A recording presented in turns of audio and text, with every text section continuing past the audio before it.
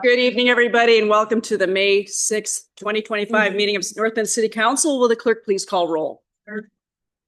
Mayor Pro Tem Mark Jocelyn, Present. Councilmember Brendan Elwood, Councilmember Alan Godhelf, Present. Councilmember Heather Cullen, Here. Councilmember Christina Rustic, Present. Councilmember Susan Torgerson, Here. Councilmember Errol Tremolata. Here. All are present, Your Honor. Thank you very much. Will the clerk please lead us in the flag salute?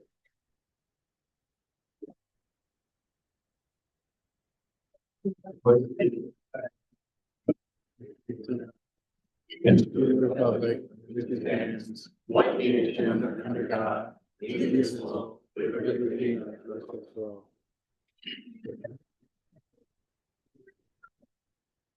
Okay, well, I'm getting kind of spoiled by seeing a full house every meeting. Thank you for being here, one and all, and online. I don't know how many people we have online, but thank you for joining us. Okay, we will now move on to consent agenda. We have 8 items on our consent agenda. Can I get a motion? So moved. Can I get a second? Second. Nope. Motion made by Mr. Gotthelf and second by Mr. my Pro Tem. Let's see, all in favor? Aye. Aye. Any opposed? Aye. Motion carries and is unanimous. Before we move on to audience participation, as indicated on tonight's agenda, if you are attending remotely and would like to submit public comment, please submit your written comments via in-person drop-off mail, fax, or email to clerks@northbendwa.gov by 5 p.m. on the day of the meeting. We are no longer taking public comments for those attending remotely via Zoom unless you have reached out to our city clerk in advance of the meeting to request accommodation. We will now move on to audience participation. Since will no longer be taking public comment after every item on the main agenda, now would be the time to come forward to the podium and comment on an agenda item or any other item you wish to speak about. If you have requested accommodation with the city clerk and wish to speak through the virtual platform, please raise your hand and we will take your comments after in-person comments. Please remember to state your name, your address, and you have 3 minutes to speak for the record. Okay, anybody? Oh, hi, Kate. Welcome. Hi, Kate Lean, 980 Mountain View Boulevard. I'm here on behalf of Valley Pool Together tonight because May is National Water Safety Month. In Washington, drowning is the leading cause of unintentional injury death in children ages 1 to 17, and most of those deaths happen in the open water, which we have plenty of in the Valley. Drowning is silent. It takes 20 seconds in some cases, and 88% of child drownings happen with at least one adult present. So lots of national agencies and organizations have started what's called a Water Watcher program. That is a program that helps designate the adult that is in charge of watching the children. So with that in mind, Valley Pool Together created our own Water Watcher badge.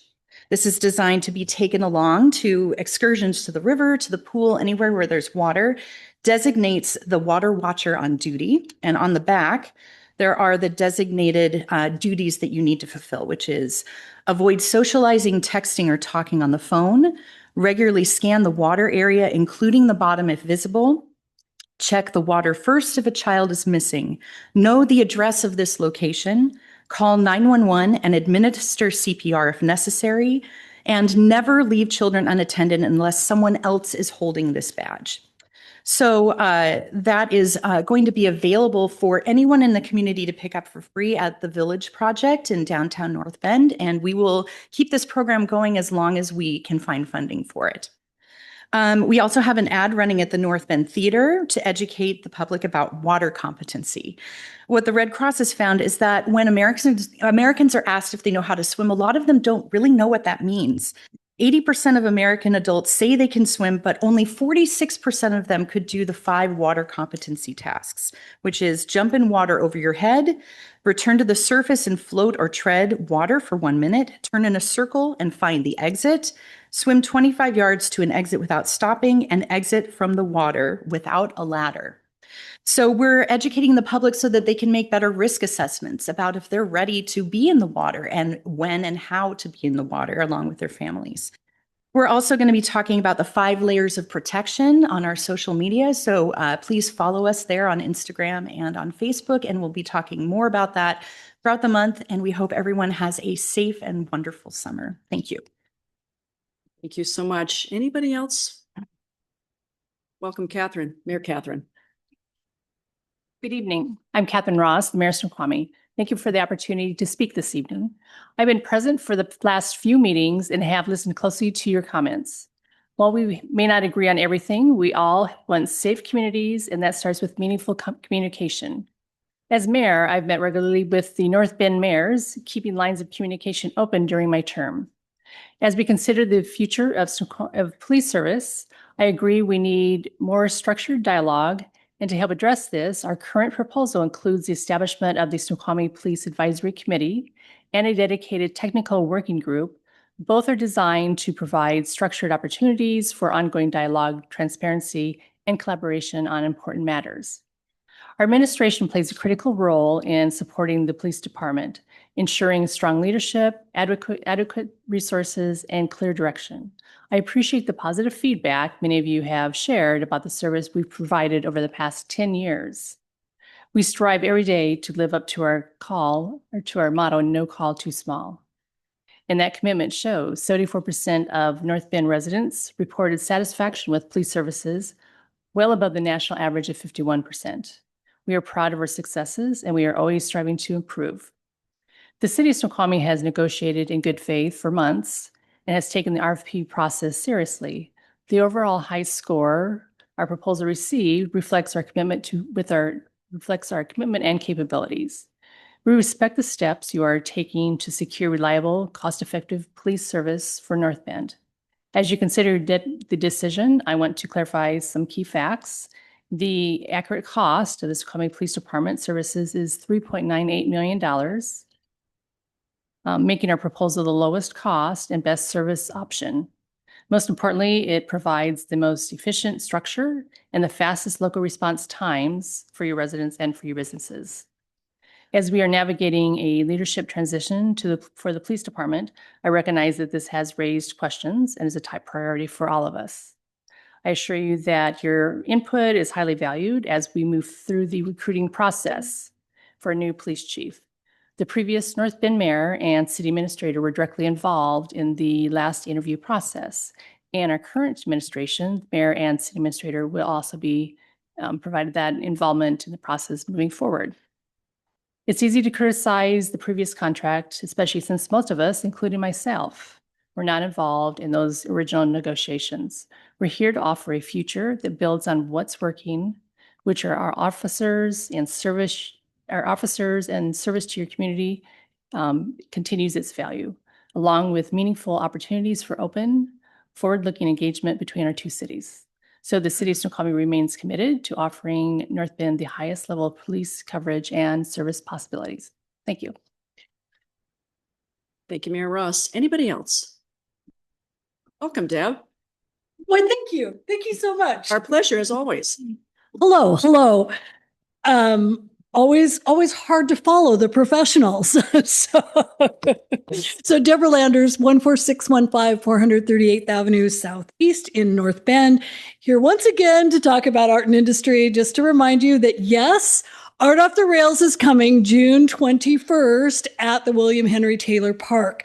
It is collaborative between the Historic Railway Museum, the City of Snoqualmie, and Art and Industry. So I have our flyers I'd love for you to share and post. I also have new rack cards that I'm pretty excited about. We're just becoming so professional as we grow. So I wanted to share those things. And I also wanted to give a quick report out on our Teen Maker Meetup that's happening weekly. That has grown to an average of about 12 teens that come and make for a couple of hours on Thursday afternoons. So it's definitely growing, and they're wanting more days of the week to do that. So we're trying to see how we can accommodate these free access programs that we provide to allow for creativity, more creativity for folks that really can't afford art classes or something more formal. So with that, that's all I have. You have a very full agenda. Thank you for having me. I'm going to drop the flyers off, and goodbye. Let's bottle Deb's energy, everybody. Okay. Next up, it looks like Kelly. Welcome. Hello, Kelly Coughlin. Kelly Coughlin Gates, the CEO of Snow Valley Regional Chamber. First of all, I just want to tell you guys, I know this is not easy for you guys to do this vote tonight, and I just want to know that we still respect you no matter anything that happens tonight, and that I would not be in your shoes. I would not want to be in your shoes, just to let you guys know. So I really know your hearts have been heavy on that. So I just wanted to let you guys know we are all thinking about you. So last time I spoke, I asked you to postpone and make a decision on the city police's services contract. Tonight, I'm here respectfully asking you to vote in favor of keeping our current contract with the Snoqualmie Police Department. Our chamber represents businesses across the Snoqualmie Valley, and our members have been very consistent. They support keeping the current police service in place. The Snoqualmie Police Department has been a visible, trusted, and responsive partner to our community. I'll share just a quick little example that happened to us last week. I had to call the police late at night because someone was going through the dumpsters outside and meticulously going through the dumpsters, pulling out all kinds of papers. It wasn't an emergency, but within a minute and a half, the officers were there. That kind of rapid local response is exactly what makes businesses and residents feel safe. The results speak for themselves. After the substation was established at North Bend Outlet Mall, Simon Properties reported nearly 60% drop in theft. Now, that's different than what you're going to hear from the police because many of those stores do not allow their employees to report theft, but it has dropped 60% because of that. That's kind of a real-world impact that builds confidence and deters crime. Switching to King County's office raised serious concerns that the department is already stretched and has to cut services as they just did in Falls City. Reduced staffing and longer response times would put our public in safety and our local business environment at risk. So thank you for your time. And again, thank you for being here and pretty much volunteering your time doing all of this. I appreciate you more than you'll ever know. And I would also just have to thank you for doing our Small Business Week, the proclamation for May 4th through 10th. Without that, we wouldn't be able to create what we have done and go out and shop all of our small businesses, please. Thank you. Thank you very much, Kelly. Anybody else care to? Hi, Rob. Welcome. Good evening. Good evening. I'm Rob Watton. I'm easy to find, hard to leave the valley. Rob Watton, I am the manager of Umpqua Bank, where I've been for 16 years. I get the pleasure of not only working in North Bend and living in Snoqualmie. That's the reason why I really don't leave the valley very much. But I can speak to this, and that is a lot of times it's more than just the numbers alone. And 2 weekends ago, Friday night, I spent an 8-hour shift after working a full day at work out with our police officers. And I find that especially between 8 p.m. and 2 a.m., I'm really glad I'm at home because there are things that happen that you have no idea until you get out there and see what's happening. And here's the good news. You got your money's worth. In fact, we had only 3 of our officers on. It was a light evening, but out of 6 out of the 8 hours, all the activity was happening over here. And it was things like domestic disputes with a child custody.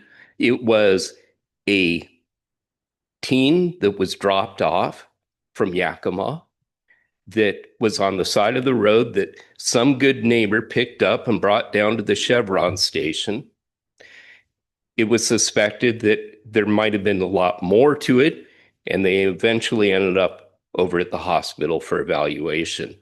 And another one, it was a teen with a suspected suicide, a planning of suicide. Those are all things that are real. And so knowing that we have a community, North Bend and Snoqualmie, and a police department that's always at the ready. It's having that 24/7 coverage.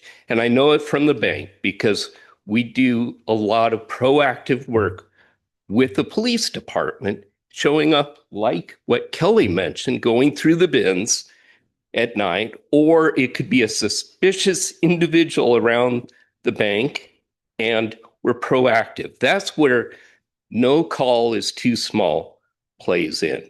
So whatever you decide, just know this, we're going to have your back one way or another, but together we're better. And that's what I ask. So thank you very much. Thank you so much, Rob. Anybody else in the community? Welcome. Thank you. Forgive me, I'm a politician who doesn't like public speaking. Brian Holloway, I am the Mayor Pro Tem of Suquamish. I was one of the few politicians here that were there at the beginning of this ILA. I believed in an ILA then, I believe in it now. North Bend got police services below cost. Suquamish got mutual aid that was actually there when it wasn't before. Under that ILA, your customer satisfaction for public safety has gone from 20 to 70%, above average. Okay, but now we're off the ILA. We're into the RFP. Suquamish has provided you an offer, the lowest offer you have. You could go pull a clause out of the ILA and say, oh no, but there's this true-up clause, it's retroactive, to make it a wash. But even at a wash, you still have better service from Suquamish. You have better guarantee of mutual aid because we're right there. I believe this benefited both communities. And it will continue to benefit both communities depending on the conversation you have tonight. And we can could then talk what's left of the ILA after tonight of where we go from here. But I tell you, 20 years of service on the city council and one of the co-approvers of the original ILA, it benefited both cities and can go moving forward. Your decision tonight. Thank you, Brian. Welcome. Hello, I'm Jerry Taylor Swade. Do you want my address? That'd be great for the record if you don't Okay, mind. 14220 436th Avenue Southeast in North Bend. First of all, I want you to know I love the police. All the police here and everybody that's represented in Snoqualmie Police and or King County Police. I am pro-police. So that has nothing to do with what I'm going to say. I live in unincorporated North Bend. I say I live in North Bend, but I'm in unincorporated North Bend, which means I'm in King County. And I am very concerned, and so are a lot of our neighbors that I talk to, about the fact that you are considering having King County Police be part of or have services for North Bend. Because we are concerned that we are not going to get the service that we've had and that we deserve. There's more people that are in unincorporated. You guys probably know, I don't know the number, but there's a lot of people that live in unincorporated North Bend. And we are concerned that we're not going to have the service that we have now and we enjoy now. I stood here and asked that you guys not spend the $60,000, if you remember, for the study that you did. And you spent the money, and I'm hoping because you spent the money, you learned a lot from it, hopefully. And I'm also hoping that every single one of you did your due diligence and studied all of the pros and cons and made a list of all the pros and cons, both for and against what you're contemplating doing and who you're voting for to give us police service. I, for one, hope you choose Snoqualmie. I know that there's things that could be better, and hopefully you and Snoqualmie, the City Council of Snoqualmie, can figure that out. But I feel that it's the best thing for us in North Bend, and especially for where I live, because everything that I see and read says that King County does not have the money. They're cutting services, they're cutting police, they're not adding. And we live way out here. And I'm just concerned about that. So thank you. Thank you so much. Welcome. Hi, Robin. Hi, my name is Robin Balcom. I live at 246 O'Lally Place in North Bend. And I'm going to stick to my notes so I don't ramble on. First, I want to thank you, Mayor Miller and honorable council members and the city staff. I also want to thank the Sheriff's Department, King County. I so respect all that you do, putting your life on the line for us every day, and the Snoqualmie officers that are here as well. I'm also a big, strong backer of the blue, sometimes the black uniforms too there, but I remember when you came forward with the proposal to spend the money on the study, that my first thought was, I'm going to go to my notes. Okay, sorry. I tend to think that if it ain't broke, why try to fix it? And that was my first thought when I heard about the independent study to determine the policing options. But then I want to say I've changed in that way, and I feel like the due diligence that you went through to really see what are the options. I feel like you really had North Bend's heart and our budget in mind. So I just want to honor and thank you. Even though I know you got some pushback from that, I feel like hopefully this has been a learning process. I haven't been at all the meetings, but this afternoon I was determined to come tonight. So I sat and I just full on listened back to the meetings where you've discussed this in the work study meeting. And then I found all the articles and Living Snoqualmie and everything else. So I feel real studied up today. And my goodness, you guys have put a lot of hours and angst into this decision. And so I'm trusting you to make a good decision. Back to my notes. I'll also admit that if I had a genie give me 3 wishes, my third one, not my first or second, would be to cut North Bend out of King County. No offense.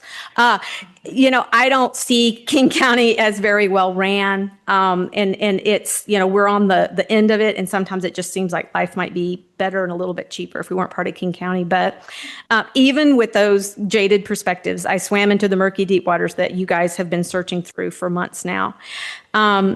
And it was educational. And I really do see that this is not an easy decision.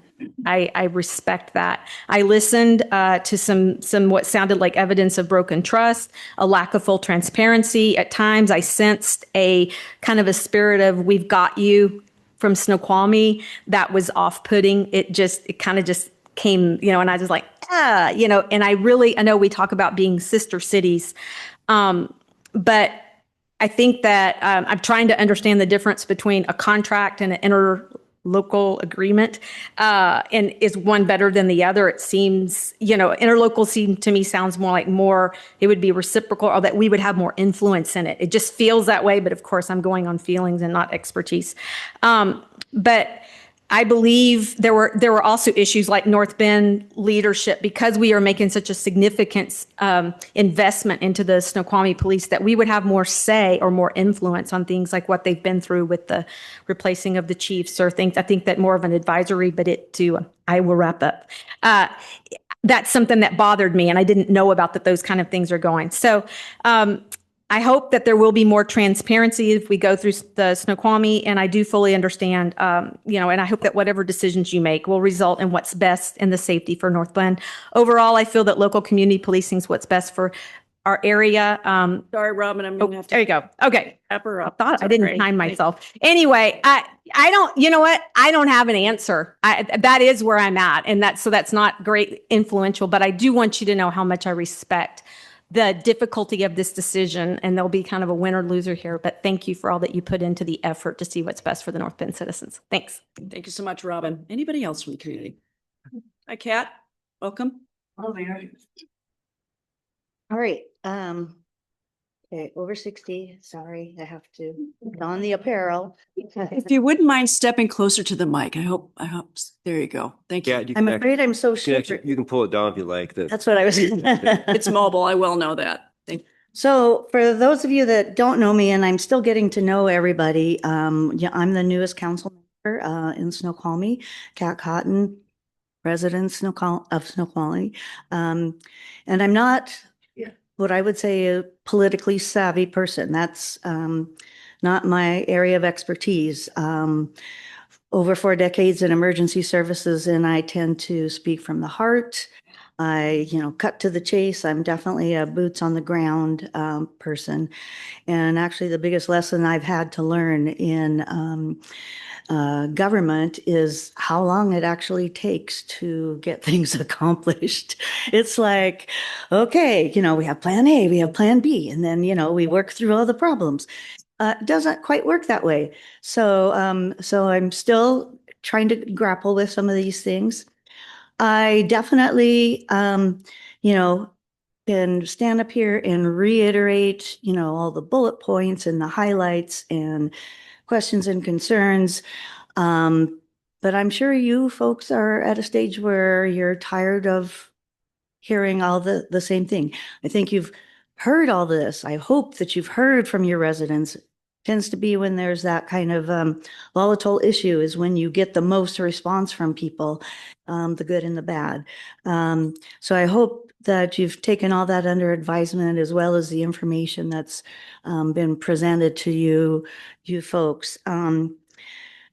I do want to kind of, like I say, throw out the bullet point speech, but and come to you with, again, an open heart.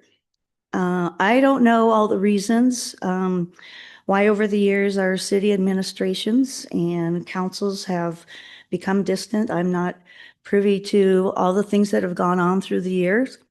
But, and honestly, you know, at this stage, I don't think it's important anymore. We need to let grudges, things like that, you know, whatever has been going on, we need to let it go. It's time for us to, we have enough new people on board in both cities that I think that we can move past this and we can, you know, kind of start over.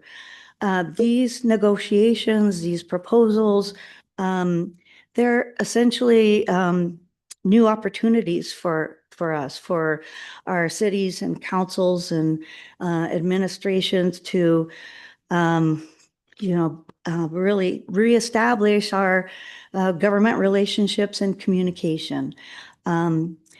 First and foremost, this is an opportunity to continue with Snoqualmie Police's current excellent level of service to both our communities. There's benefits in both of these ways. Okay, that was me. That was me breaking. I do the same thing with ours back in our city too. Sorry, Pat, I'm going to have to, One last question or one last thing. I would like to see us collaborate and for the benefit of public safety in our Upper Valley and work more closely together with our Council and Public Safety Committee. When we work together, all things are possible. Madam Mayor, with your permission, may I approach the dais? you may. I'm looking at my hand to you. And hope that we can work together in many ways. Thank you. I'm reaching out. Well. And me. Yeah. Thank you, sir.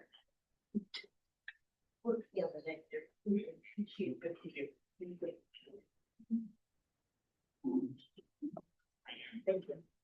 Thank you, Kat. Anybody else from the community wish to speak? Yeah. Hi, Jonathan, welcome. Thank you, Mayor Miller. Hello, everybody. I'm Jonathan Pearlstein. I live at 1130 Southwest 12th Street in North Bend. I've been there for about 28 years. And just want to first say thank you to all of you who work in the city and are sitting behind the desk representing our city tonight. I also see the mayor of Snoqualmie here, sheriffs, detectives, and deputies. And so appreciation to everyone, the Snoqualmie Police Force, the Sheriff's Department. I'm here because I have I haven't spoken in public for a while. Two sheriff's deputies in my family, my daughter, Alexis Pearlstein.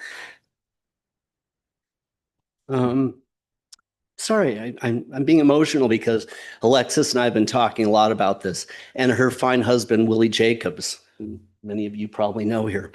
And I've been talking to a lot of people in the community about this, in the merchant community, among the citizens, and it's a really tough decision. I have a tremendous amount of respect for the Snoqualmie Police Department, but I'm here just quickly to say that I support the notion of our city hiring the Sheriff's Department. And it's because, number one, well, in no particular order, and you've heard this, super high quality background checks done at entry level and the lateral deputies. They're so thorough, so professional. They're an accredited agency. They've dedicated units to all types of crime. So the breadth of the resources just are unparalleled. And with all due respect to what Snoqualmie offers, they cannot bring the breadth of expertise and all the specialized investigations. I've heard concerns about the fact that maybe the deputies wouldn't be in the community as much. But it means a lot to me, and it goes throughout everything I do in business and being part of this community, is we have 10 plus or minus, I think it's more, deputies among our residents of North Bend. And so I feel that I'm sure any of these fine people in uniform would tell you that that doesn't affect their dedication. They serve the same across the entire county, whether they live in the community or not. But I believe in that extra amount of vestedness of being part of the community and caring for it. And I know that there will be that extra commitment, whether or not it would be admitted. I mean, they're members of our community. So I'd like to see them policing our community. They have take-home vehicles, so they respond directly from their residence.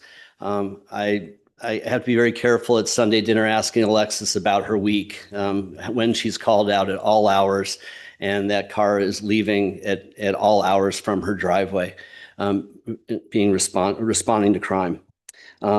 Top training programs, and Alexis and Willie spend most of their weekend at the range training other deputies. They're also TASER training officers. And I'm proud to say that Willie. I'm sorry to interrupt you, Yes. Jonathan. I know it's emotional. Yeah. Yeah, let me just say, Willie has said that if in fact you make that choice, he lives on 8th Street and he will be putting in a request to serve our community as a patrolling officer. So thank you. Sorry about the choking up, but appreciate all you do. Thank you very much. Thank you, Jonathan. It looks like Brian. Welcome, Brian. I moved the mic up, I think.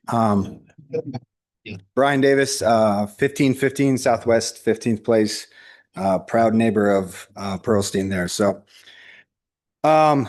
this is coming off the cuff. So I'm a frequent caller because I'm out and about. I see a ton of stuff. The other day, driving the kids to orchestra, and I see a car starting in North Bend, going down Bendigo. And I see this guy swinging and driving and swinging at the passenger. So the kids are in the car. And I had to make a decision. Number one, that car was driving erratically at minimum. Crazy at best, and dangerous. So I dialed 911. And I told them what I was seeing. I told them the license plate. And in about a minute, there was 2 Snow PDs coming from, one behind me and one in front of me. And so that call started in North Bend and ended in Snoqualmie. I don't know what happened. I knew it was a male, and I'm assuming it was a female in that passenger seat. But that call happened quick, and those guys responded. So I don't know what you're going to decide, but I think all of us just want to be taken care of. My final example is a lot of us have dogs. We don't have a dog because our dog had an attack on our kid at home, and we put him down. But I go to Meadowbrook almost every day. And we know that that line is right there. And there's a gentleman that doesn't care about the rules when I'm bringing my kids to ride a bike every day. and he's got 4 dogs. And I've called 3 times on that guy. And Snow PD has been there every time. That's what I care about. Stuff like that. And I love the fact that when we made Birdman videos, they were game to wish him a happy birthday. So I don't know what happens. I'm a military guy, support all law enforcement, but I think our cities are too close to not be combined. Thank you. Thank you very much, Brian. Anybody else from the community? Hi, Joe, welcome. Greetings. You've heard from a lot of folks, so I will keep my comments fairly brief. You've heard from your business community, and you've heard from your citizens. You've heard from your neighbors, your staff, who rated Snoqualmie's proposal above King County's. You've seen the costs, and Snoqualmie's is in fact lower. You've seen the entire Snoqualmie City Council here across several meetings over the last couple of months. We're just down one tonight who had a business engagement. You've seen how much we care about the community that we have built across this valley. I get that trust was broken. I've heard that loud and clear. We have all heard that loud and clear. But that is why we are proposing a massive change, something that King County's proposal cannot match. And that's not one group. It's not just Snowpack that has 3 city council members in Snoqualmie and 3 North Bend council members together in a room with the top brass of Snoqualmie, but also a separate group that would be the officials in Snoqualmie and the staff of North Bend that would meet regularly to answer as many questions as possible, that we would be able to field those. And you can see that difference in who's showing up for this. I appreciate that this is a hard decision. And as others have stated, I don't envy your position tonight, but thank you for your time. Oh, sorry, Joe, would you mind just Yes. for the record to state your full name and your address for us? Yes. Sir. Gosh, I guess whole name. I always have to remember what it is here. I know who you are. Yes, Jolyon Johnson. I go by Joe, and my address is 34626 Southeast Jacobia Street in Snoqualmie. Thank you again. Anybody else from the community? Anybody online? We've got someone here. So I'm so sorry. Come on up, Michelle. Hi, my name is Michelle Catois, Michelle with 1 L. And if I need to spell my last name, I can. I live in North Bend, 44411 Southeast 142nd Street. I am in unincorporated North Bend, so I enjoy the service of our sheriff's department, but I work in downtown North Bend. And I sometimes work until 8, 9, 10 o'clock at night. And I feel so much safer having the police force and the services that we have from the Snoqualmie Police, because I'm alone and I also patron in downtown North Bend. And late at night, I feel much safer having them this close, and they're always around. So I think that it's great that the mayor has said that she would incorporate a committee between, a collaboration between the 2 cities. Maybe that could include some residents as well, because, it's important to have our input as well. But I do feel safer with having the closeness and the security while I'm spending my time in downtown North Bend. Thank you. Thank you, Michelle. Welcome. Hi, Ethan Benson, Snoqualmie, 38950 Southeast Alpha Street. I'm on the council too. The relationship's broken. I've sat here and I've listened to the meetings that you've had over the last several weeks, and it's been kind of heartbreaking. But I want you to know that we love North Bend.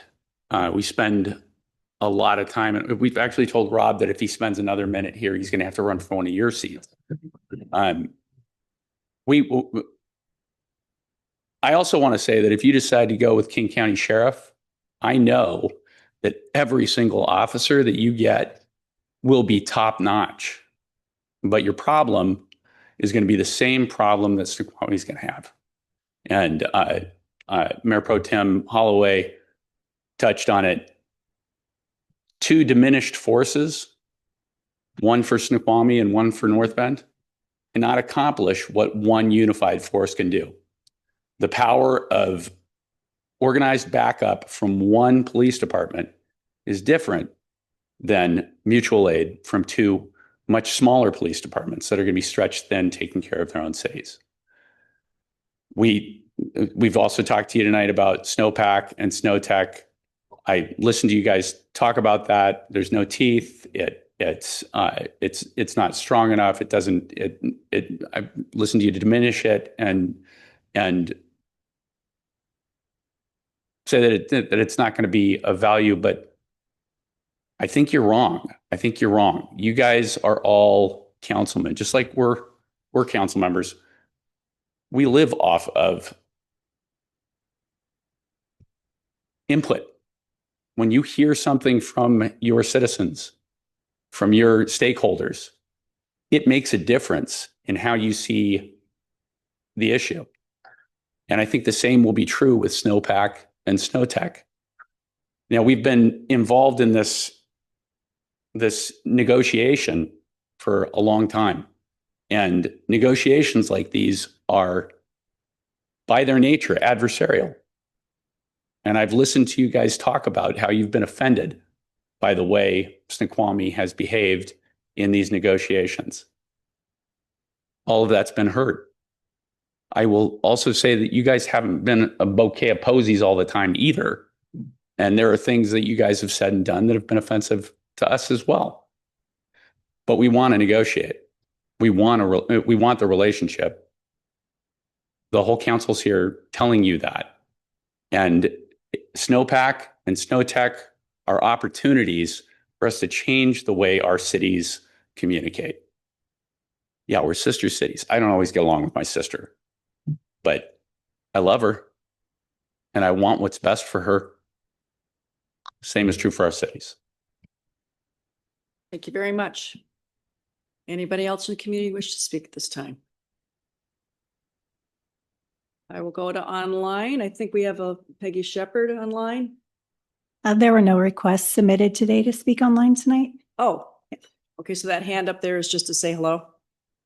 Okay. Yeah. Okay. Okay. All right. We will now move on to announcements, presentations, and appointments. Item number 9 is a proclamation, Wildfire Awareness Month. So let me begin. Whereas wildfire seasons have become longer and more destructive, which threatens communities throughout Washington, and whereas our communities, especially communities including but not limited to our seniors, low-income residents, and those with disabilities and functional needs, have become increasingly susceptible to wildfire, and with increasing temperatures, decreasing summer rain, and earlier snow melt, then this has elevated and the need for wildfire prevention and preparedness at both of the community and individual homeowner levels. And whereas individuals are encouraged to help reduce the risk of wildfire while recreating outdoors, and whereas outdoor burning is the leading human cause of wildfires, which can be prevented by following rules and laws, and whereas Washington State Department of Natural Resources cited about 85% of all fires statewide were human-caused, and a majority of those human-caused fires could have been avoided. And whereas North Bend residents must understand that they need to be prepared to survive wildfire by working together to prepare their homes and communities, and that the preparedness actions they take on their property not only help their home have a better chance of surviving on its own during a wildfire incident, but also provides a safer place for first responders to help protect homes. And whereas when whole communities implement appropriate pre-fire activities like evacuation planning adding defensible space on their properties and home hardening. They improve the survivability of their individual homes and community during wildfire. And whereas local, state, and federal agencies and organizations work together to increase awareness of wildfire risk with the goal of ensuring that communities are prepared and resilient to wildfire. Now, therefore, I, Mary Miller, Mayor, do hereby proclaim the month of May 2025 as Wildfire Awareness Month in the city of North Bend and encourage our citizens to join us as we participate in wildfire preparedness. Thank you, everybody. Okay, we're going to move on to, guess what? State of the cities. I know why you're all here, but I'm going to try to entertain you a little bit along the way. Oh, sorry. No. North Bend Downtown Foundation, I jumped ahead. Jessica, my apologies for jumping ahead. No, come on, you first.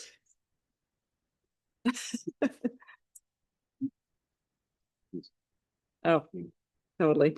This is your presentation time. Okay. Yes. Yeah, sorry, totally. You are just fine.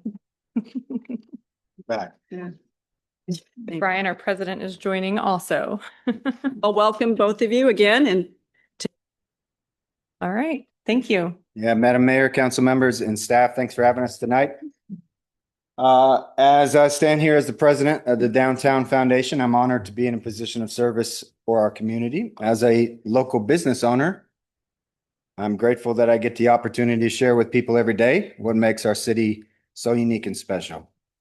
And as a citizen, I'm excited for the success and growth of our city, the vibrant community that it is. And I also know that our work collectively with the Downtown Foundation and the city is just beginning.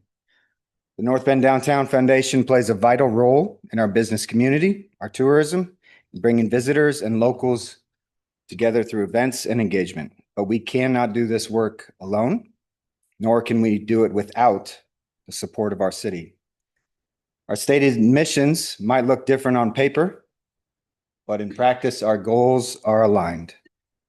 To make North Bend more than just a pit stop, to make it a place that draws people in, gives them reasons to stay.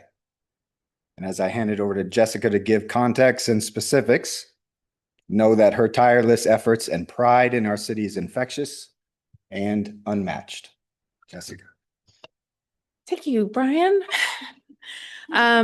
Well, this is our annual report, so I'm glad many people get to see it tonight. I do want to start with the North Bend Downtown Foundation actively builds community, supports economic development, and champions downtown revitalization. That's our mission. And as you can see, our board members, we have Brian Davis, who's our president. We have Catherine Podgwitt, who's here tonight, who's our treasurer. And also, I wanted to point out that actually our board members sit on either 1 to 4 of our committees. So Brian's on our design committee, Catherine's on economic vitality and outreach. Lori Hay is also here as our secretary, sits on promotions. Sharon Hockenberry is our vice president. She sits on economic vitality and outreach. Rachel Bennett, promotions. Mandy McDonald, all 4 of them. Tennille Hockenberry, promotions. James Henderson is our ex officio with the city with economic vitality. Thank you, James. And I'm all the things. So next slide. And I wanted to just tell you what Main Street is, because this is what we operate as. So the Washington Main Street Program is a state organization based on preservation-based economic development of downtowns. It is centered on a 4-point approach, which is, next slide, please. Design, outreach, economic vitality, and promotions. So this is what I will tell you more about in each of the 4 points. So next slide. Okay, so with the Economic Vitality Committee, it is the core of the Main Street community. It involves taking a proactive, collaborative approach to building and growing a diverse economic base through smart new investment, cultivating a robust ecosystem for small businesses, focusing on the unique assets of our community and promoting business resiliency. So next slide. So with our economic vitality and outreach, we actually have that kind of in the same umbrella. So we actually have about 3 committees that meet. So, and everyone's always welcome to any of our committees meetings. So our next one's May 20th for economic vitality and outreach. So what we have established are monthly community after hours, which have been fantastic. And this is under the outreach umbrella, because this is where we get people who come just from the community, not just business members, business owners.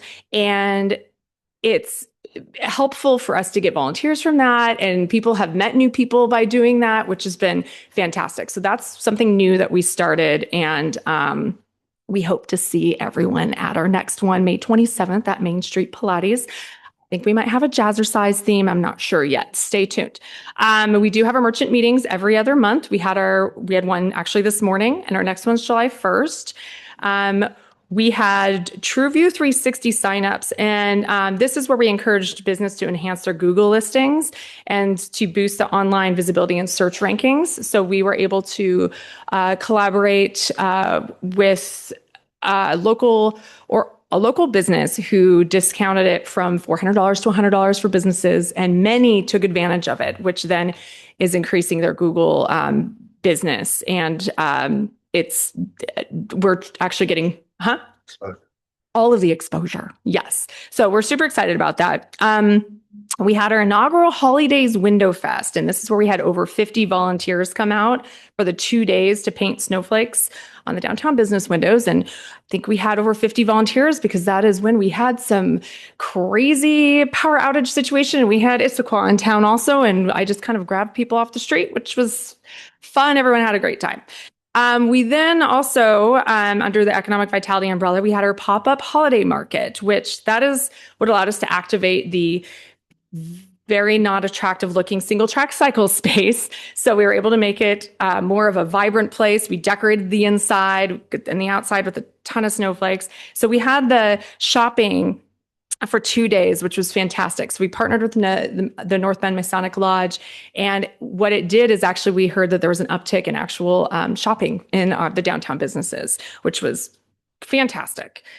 We are launching our Downtown Bucks spring, early summer. That is a universal gift certificate. So that will be, people will purchase through the foundation, and then they receive it, they spend it, then the businesses come back to the foundation and get the money. So it's a great way to keep the money in North Bend. We're actually borrowing the idea from Cleellum and the Historic Snohomish Downtown Association. They're actually doing one that is an actual card. So we'll figure out how that goes for them, but these will be like books. We are also assisting North Bend Masonic Lodge with their historic landmarks and for culture grants. And we're assisting Boxley's Jazz Clubs Northwest with their historical building rules, regulations, and building around trying to get a jazz club neon sign, which will be fantastic for downtown. Next slide, I'm sorry. We had our elfing around downtown and shopping with our Nomies videos to support and shop local businesses. And that was to help the economic vitality, get more people to come out. You can find those on social media. Lovely blow up gingerbread man and a gnome. Super fun. Feel free to let me know if you ever want to be in a video. We have Proxy Map that has been living on our website, and a free version, but now we are using its full capabilities. And this is a self-service platform to design interactive maps, power marketing campaigns, and activate businesses and places. We are actually this is what our meeting was today. We are going to have each of the businesses create their own updates on it. So it's going to be almost like an additional to Google. So you will hear more about this soon. We're partnering also with Parametrics that the city has hired to communicate with building and business owners affected by the McClellan Alley project. So we are working with them to communicate because, it gets a little difficult to find the business owners and the building owners and all of the things. So we have already had a couple of meetings with that. We also facilitate downtown walks to visit the businesses, tell them what's happening, especially when emails get lost in the mix. Next slide, please. Just a couple of fun photos of our community after hours and our merchant meetings to show what you're missing out on if you haven't come. So we definitely our ugly sweater white elephant exchange. We will definitely do that again this year. So we'll let you all know when that is. We can go to the next slide. So we have our design committee, and the design committee plays a key role in shaping the physical image of downtown North Bend as a place attractive to shoppers, investors, business owners, and visitors. And we can go to the next slide. We do have our upcoming meeting, May 14th. We have been doing this now for over a year with our monthly meetup cleanup events. And this year we started partnering with other organizations to actually get more bodies to help pick up the garbage. And so our next one is May 28th. We invite everyone to come out. We have fun grabby sticks to pick up garbage and supply the high-vis vest. It's fantastic. The mural behind Iron Duck, it has been completed. And now we are actually partnering with Tweeds with 3 new murals after their new stucco project. So we already launched that. You can see that on social media and on the Tweeds website. So that's very exciting. We've already had submissions from people out of country. So stay tuned for more. And if you're a muralist, feel free to apply. We hosted the inaugural Holidays Window Fest, which was fantastic. The snowflakes looked great downtown. And so we had a lot of people ask if we were doing that again this year, and we would love to bring it back. So that's the plan. We partnered with the city of North Bend to feature local photography on the new Recology bins. And so that was a fun project to work with our design committee. I think they look fantastic. We wrote grants for future mural and holiday lighting project, been working on that. We also launched an Americana project with Alyssa at Birches. This is encouraging the businesses to create a cohesive downtown flag display from Memorial Day to Labor Day. So some of the businesses opted in, and so you'll start seeing some more flag Americana than just a couple of the businesses. Next slide, please. So promotions committee, the extra fun one. Promotions help support downtown North Bend's reputation as a place for residents and visitors to shop, work, live, have fun, and invest. Next slide, please. So our upcoming committee meeting, we actually had one today. Our next one is June 3rd. So if you're interested in that, and love to invite you to that committee meeting. Just give a little bit, because we've been focusing a lot on our social media too, to bring a lot of awareness to downtown North Bend. And our Facebook grew by 411 new followers. The Instagram grew to 730 in a year, which is great. The Facebook content reached almost 100,000 people, generated 450,000 views. Instagram, 62,000 people, generated 250,000 views. We really actively promote local businesses by sharing their posts on Facebook, on our stories. There's just been a lot of activity, which has been great. I mean, especially sharing the cities and the city sharing, and a lot of collaboration.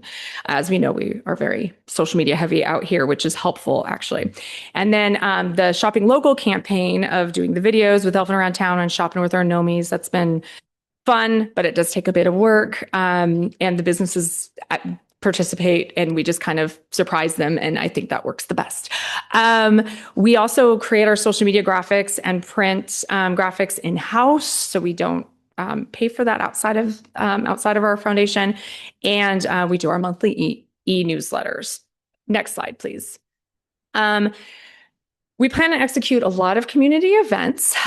So we had a block party last year on July 20th. This year, it's July 19th. Mark your calendar.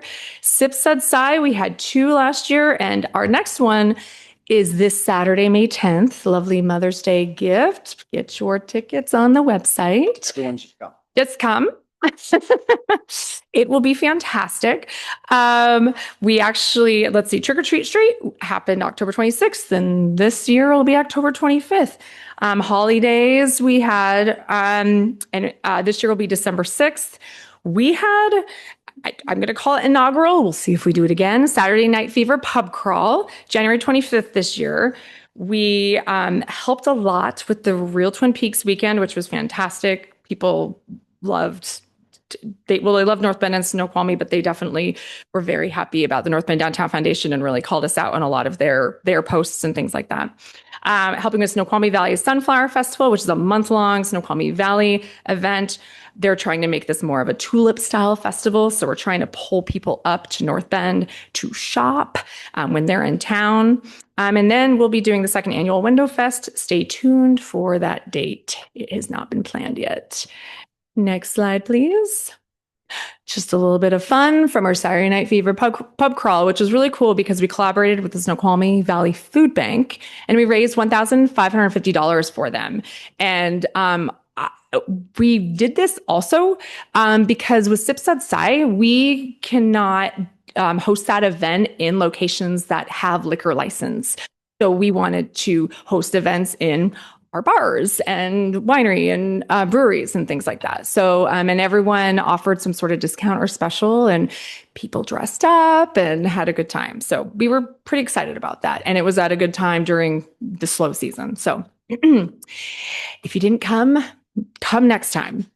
We had the downtown block party, who I feel like everyone shows up to that. It was amazing. It was fun. It was still hot. We'll see about the hotness this year, but we had over 3,000 attendees. We had 80 vendors, beer and wine garden, thanks to, Volition and Pearl Stone, the live music and community performances. It's great to have the mix. The kids zone. And then we had over 20 sponsors, which is fantastic because that almost doubled what we had the year before. SIPSUD Sci, we've had 12, thank you, 12 local wine, cider, liquor vendors. We usually have 10 hosting locations. We incorporated over this last year, and we're going to continue, local artists and live music, which is great. So it's a whole evening of not just tastings, and it's open to anyone the tickets just are your tasting tickets. So anyone can come out and just enjoy.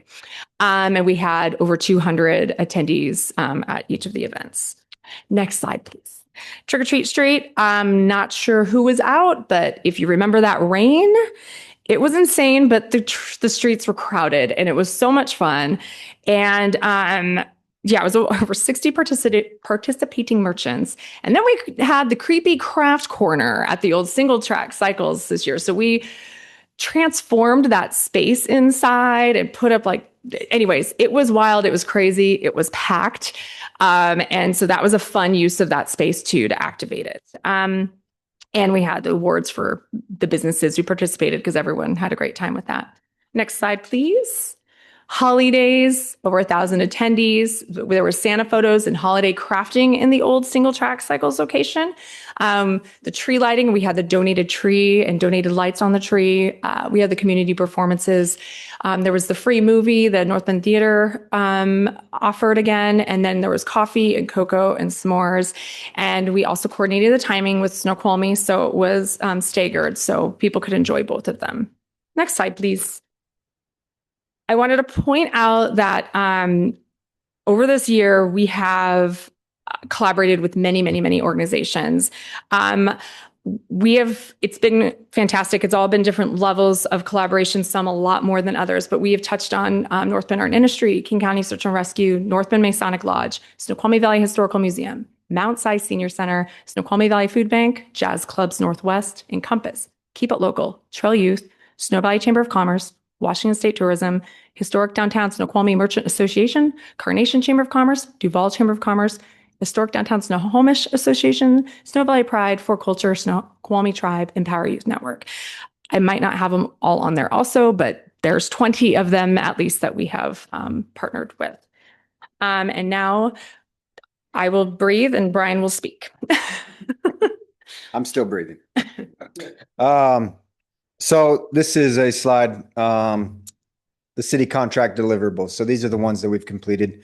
The strategic plan, it's in use. Executive director. We're so lucky to have Jess and actively leading initiatives. Implemented Main Street 4-point approach. Downtown block party successfully executed. 2 SIPSUDs and Sci. Holidays, trick or treat. Next slide there, please. The downtown holiday lighting, business outreach meeting, quarterly meetings with the city. annual report, presentation, what we're doing today, annual budget submitted as required, prior year revenues, maintain 501c3 status, and hopefully, if everything aligns, achieving Main Street designation by 2025. So we applied last year.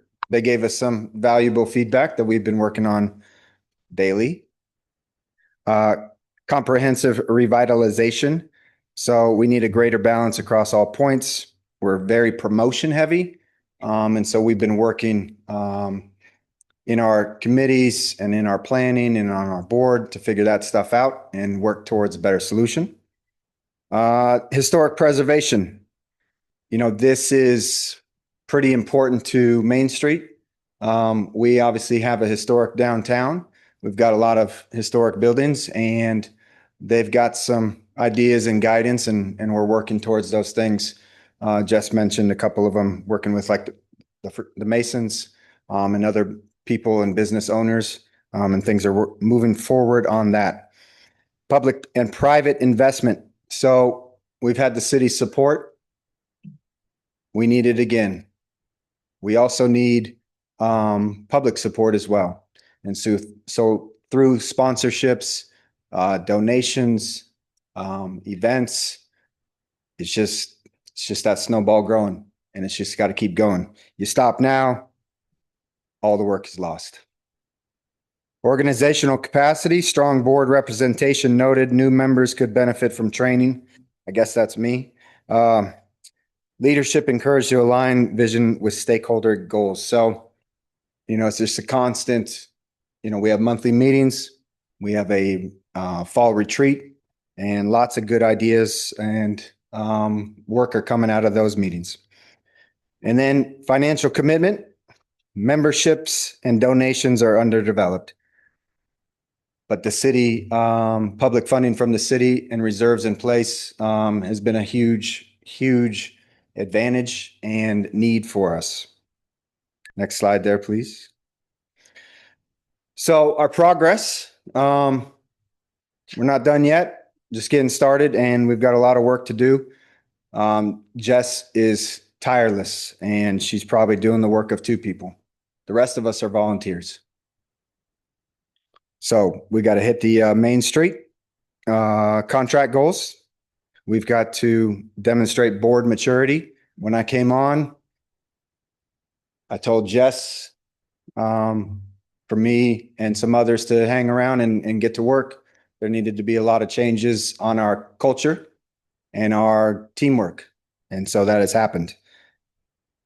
Proven results.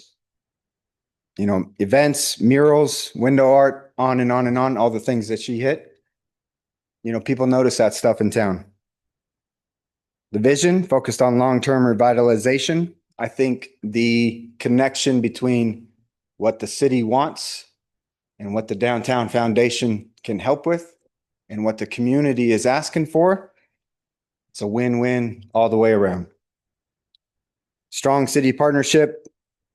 Key economic driver, our efforts to directly boost downtown commerce. Continued investment is essential to sustain and grow this momentum and really make our town amazing every day. And I tell people it's the coolest town in Washington, and nobody's proved me wrong yet. So thank you, Mayor and Council. If you have questions, we're here to help. Thank you both. Any questions for Jess or, okay, Chris? Okay. So first of all, thank you for everything that you do. These are the kinds of things that truly make North Bend a great place to live. And so, you know, we really appreciate that. And my question just is, can we get a copy of your presentation? Oh, yeah. Yeah, Okay. absolutely. Thank you. I'm sorry, I assumed you had one. I will not assume. I thought we sent it over. You were good. Yes, you had have one. Any other comments or questions? Hey, Brendan? Thank you. That was a fantastic update. Appreciate hearing all the activities and funness you're bringing to our community. It's amazing. I volunteer myself, so I understand the hard pain of recruiting people and making sure that they're involved and engaged, because that's the biggest thing is people just peel off, you know. It sounds like you guys are doing a fantastic job maintaining that. Looking at cultural changes is a big deal and really putting emphasis on that. So I applaud you for taking that step, especially for being the organization that you are. Those are big steps to take. My question is more on the membership side. What are you envisioning that could look like? And I only ask because I didn't bring my checkbook, but I have some cash in my pocket. We'll take it. Do you want me to take? I can take this. Did you breathe? I breathed, I think, a little bit. So right now, like it's said, you know, with our feedback, some main streets do have membership, and we actually are talking about putting together / launching like partnerships. So creating kind of these membership levels as partnerships. So a tiered system. yes. So that would be beneficial for businesses, of course, for exposure, but also levels for community members that want to support and give back and things like that. So we will always take money anytime, but we will be putting together something a little more official, and we will absolutely get that out to everybody as soon as possible. But that's great, yes. because I think, you know, there are some nonprofits, community nonprofits and so forth. I belong to 2 that I think would be interested in leveling up the relationship. And if that means investing something in the Downtown Foundation, it's just a good system of reciprocity, quite frankly. You know, we're all giving back to each other, which is amazing. So. Thank you. Great question. Thank you. Anybody else? Oh, Susan. Thank you for everything you guys have been doing. I really am glad to see the progress. We've, you know, a lot of improvement over the previous years. I'm looking forward to you guys becoming Main Street because plug here, once they become Main Street, it's going to really help our businesses with the tax. What is it called? You know what it's called. It's the Main Street tax incentive. There you go. Which businesses can take advantage of now. Actually in any main street, but if we become a main street, they can put their money here. Yeah, we don't hear about those other cities. Let's focus on North Bend. So, you know, that's the true benefit. It's going to really help our community when we get that Main Street accreditation. So I'm looking forward to that. Thanks so much. Thank you. Excellent. Anybody else from council I missed who would like to make a comment? Or Errol? Following up on Councilmember Elwood's comments, is if you joined or had membership or donations from public groups, are you currently set up where the donation kind of goes to the foundation, or can they specifically donate to an event? Like if they say, I want to put money towards the block party and help you get that bigger, and or throw a 4th of July event. I knew you were going to possibly bring that up, Errol. So right now we have sponsorships that go towards, for example, block party. And then we also have some grants that go obviously specifically to the thing we go for the grant. Actually, yes, we could accept funds for something specific. Once we become a Main Street, and if there's the tax incentive situation that happens, no tax money. That's just the full meal deal of the foundation.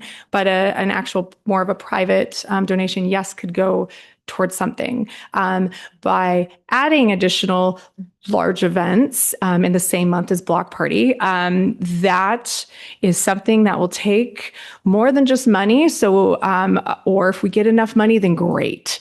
So yes, people can put money towards that specific item. Thank you. Anybody else I missed? Thank you both. Yeah, I really enjoy what you've been doing, if I might say that. And I was on the Downtown Foundation when it was just started out. So it's like a fledgling that's growing up in front of our eyes. So keep up the great attitude, the great work. I appreciate you all. Thank you for your support too. You're always showing up for things and I appreciate it. And I'd love, I'm sorry, I don't specifically send council members you invites. I will do that. I'd love to see your faces at our things. So thank you, everybody. Thank you. Thank you. We're going to backtrack a smidgen because I forgot to get a photo op with 2 sensational human beings who do amazing work for us.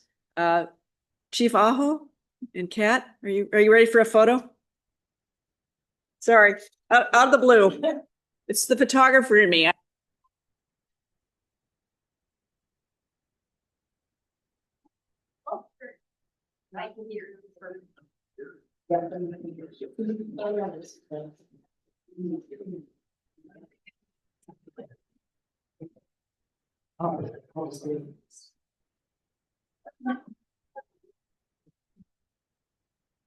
Yeah.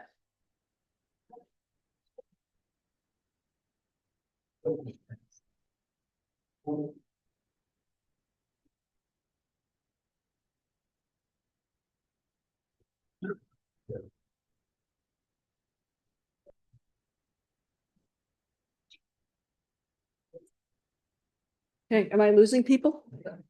I haven't even spoken yet. Okay. Wait, hold on. Okay, this is a riveting moment in my life, so I can't wait to, I think we're gonna have Phil help kind of move the podium if you don't mind. So there'll be a tiny pause. If anyone knows any jokes, please tell them at this time. Yep, they're in a minute.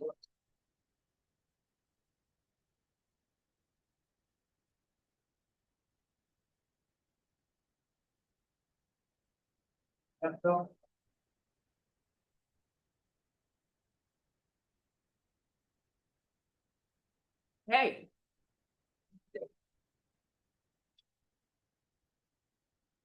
Okay, everybody, council, thank you so much for this evening and having this opportunity before you. Thank you, our residents and our business owners, police force, one and all. Most appreciative that you're all here. And I'm very happy to have staff in front of us too. So thank you all. Welcome to the North Bend City, State of the City for 2025. Tonight, I reflect on annual accomplishments and forward-looking 2025 goals that focus on our community's shared vision of ensuring North Bend remains a highly livable, small city that is both easy to reach and hard to leave. So tonight, many of you know that my history is, well, I've lived here about 34 years. I've been a longtime professional photographer, mostly freelance, grown our children here. They're now wonderful adults doing their own lives. One has just come back to North Bend and is now living here. So that's kind of a shift that I didn't see coming quite so soon. But anyway, I was on Planning Commission. I was on Downtown Foundation. I was a longtime volunteer for many events on Snoqualmie Valley Museum Board, still am. But before I was an elected official, council, before I was your mayor, I was literally about the work behind the camera. And that perspective still helps me today to understand different value points of what's in front of me, what's behind me, what's above me, what's below. And I'm talking about our environment. I've had a ton of work that has led me down through construction sites, above aerial shots. All these things have made me who I am to this capacity. And I'm forever grateful that the crowd who helped get me to this position hopefully still stand by me. This is a wonderful job for me. So let's continue, and I'm going to talk about fiscal sustainability. So I don't have the control. Bree, take it away. Yeah, I know you got my back.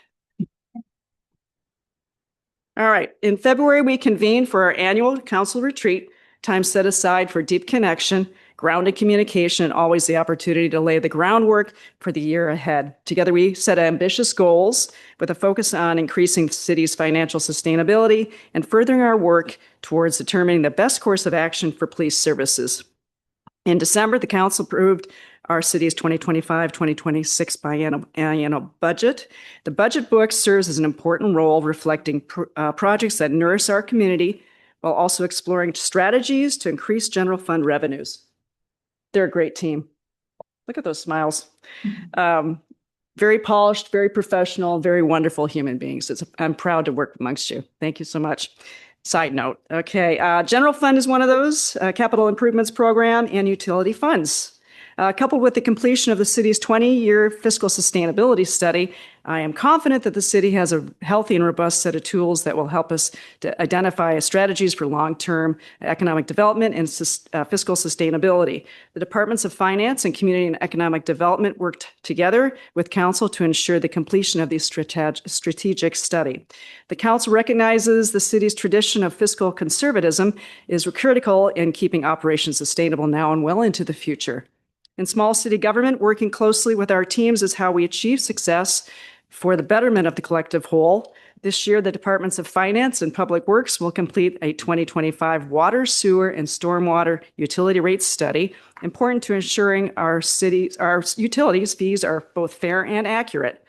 The Departments of Finance and Community and Economic Development are working on a tax increment area district formation study. Once complete, the TIA will give us tools to help promote development and redevelopment in specific areas, which in turn allows the city to capture incremental property tax, an essential form of revenue that will ensure city services remain operational. We're going to move on to customer service and citizen engagement. There we go. Wonderful people at the front desk. Human beings I'm very proud to work amongst again every day. Being accessible to our public is an essential part of city operations. Together, we have made a variety of changes at City Hall that we think you will appreciate. This winter, council chambers underwent a massive technological upgrade. I'm here to prove that, I guess. So hopefully people are connecting online with us better than ever. We expect seamless presentations. Don't weigh me in on that. I'm trying, but you never know. And improved sound, and we hope you enjoy. We can only get better, I think. In December, David Miller retired as city administrator after 7 years of public service with North Bend. We selected Bob Larson as interim city administrator. His strong background in municipal finance, community partnerships, economic and organizational development have been welcome skill sets to the city. We are currently working with GMP Consultants to find our next city administrator. I'm very excited about this, by the way. And the city will miss Bob's expertise and the time and care he invests with our staff and our council. Thank you, Bob, for your kindness. You're someone I look forward to meeting and working with every day, too. So thank you for being here. It meant a lot. This year, we hosted our third North Bend Citizens Academy, an 8-week course that provides an in-depth look into city operations. Council and I were honored to present 20 residents with certificates at the April 1st City Council meeting. That's the most we've ever had so far, and I can't wait for it to grow. Hope it does. The success of this program is a testament to the good work of building bridges in our community and of opening new pathways to civic engagement. And I know a few of you are here tonight, so thank you for coming. The Citizens Academy will return in February 2026, so get ready for that. Okay, planning for the future, because that's what we do here at North Bend. The city's comprehensive plan, our 20-year guide for land use and community growth, went through a required 10-year periodic update cycle last year. And in December, the council approved the update. The process involved an immense amount of work by community and economic development staff, commissioners, and council members. Thank you, one and all. This plan is required by the Growth Management Act and countywide planning policies. It builds on literally decades of planning work. In March, the city received the Puget Sound Regional Council's draft certification review and report, and in May, the city received the formal PSRC certification letter. Certification by PSRC opens eligibility for many important infrastructure grants. So thank you so much, and way to go. Infrastructure and transportation. I know Mr. Rigos over there appreciates this. Thank you so much. Our commitment to maintaining North Bend's small town character while enhancing our quality of life shines through all our city projects. I think I actually took that picture. Did I? There you go. One of the ways we do this is by investing in critical infrastructure. In June, we celebrated the completion of phase 2 of the city's largest ever capital project, wastewater treatment plant high priority improvements.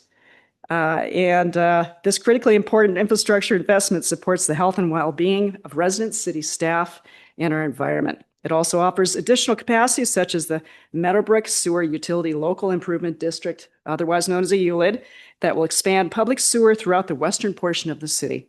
And if you haven't taken a tour, we highly recommend it. It's pretty fascinating. Approximately 80% of the residents are connected to public sewer, with about 20% remaining on private septic. Public sewer in the western portion of the city will provide property owners with development opportunities that better align with zoned uses and promoting a robust commercial sales tax base. In April, staff led residents on a tour, as I mentioned just a second ago, of our newly enhanced treatment plant. We look forward to more tours this summer and into fall. And later this year, I expect to see movement as we get closer to the installation and connection of the Meadowbrook Sewer ULID pipe, which is scheduled to be completed in 2026. I look forward to that. You've likely heard about water, local water, where it comes from, who provides it, and it's in conservation of it. This year is an exciting time for North Bend as we continue to improve our use of this finite resource. Both the city and our other local water purveyor, Salal Water Association, are in the process of constructing 2 water interties. We anticipate that both interties will be ready to share water by the end of 2025, allowing for mutual support in emergencies and providing everyone with the ability to supply water to all property owners in their service areas. Local transportation is another essential form of infrastructure, and the city continues to make huge strides in improving universal accessibility throughout North Bend in a variety of ways, including in 2024, 3 new rapid rectangular flashing beacons, RRFBs as they're otherwise known, crosswalks, Cedar Falls Way and Ballarat Avenue overlay projects. Since 2021, the council has budgeted for a series of ongoing pedestrian transportation projects called the Sidewalk Gap Removal Program. With improved connectivity, beautification, and a safer streetscape in mind, we have evaluated our local sidewalks, identifying the highest needs for repair and connection where missing sidewalk segments exist. In 2024, we removed sidewalk gaps throughout 4 streets in town, and this year the city will tackle 4 more sidewalk gaps going forward. Moving on to parks and trails. We all love this, don't we? And there's the cutest boy in the world, other than my own son. Anyway, integral to our healthy community are safe, accessible parks and open spaces, a place where you can picnic with friends, watch your kids play, and if you're anything like me, you'll walk your dog and probably have a camera or a cell phone to take a picture of you along the way. Last summer, community celebrated the official opening of 2 city parks, a Dahlgren Family Park and Tinnit Trailhead Park.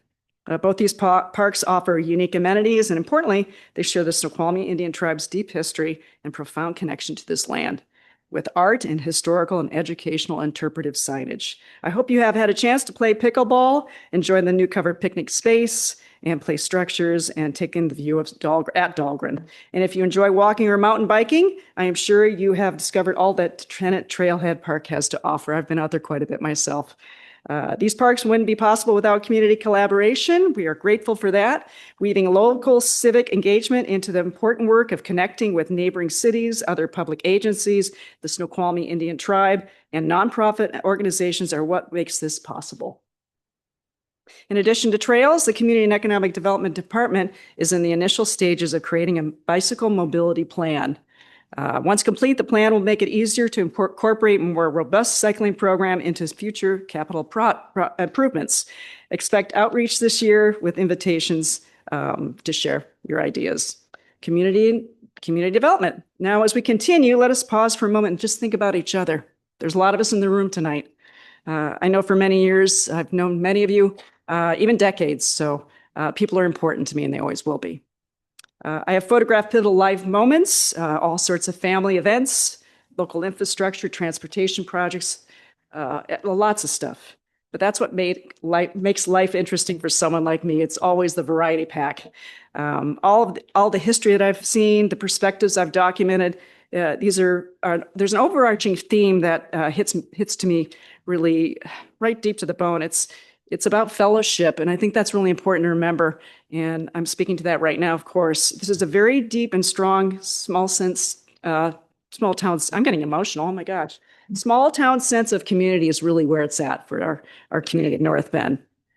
We're unique that way. At least I like to think so.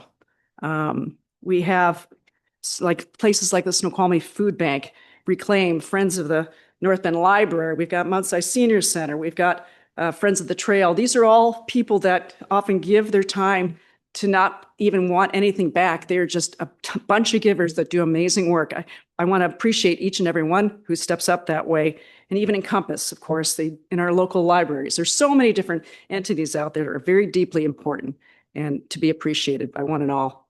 There are so many ways that we are in fellowship with each other. And believe me, the council and I, when we tell you that we really need more services and we appreciate the services we have and we want more public space, that's always going to be what we want.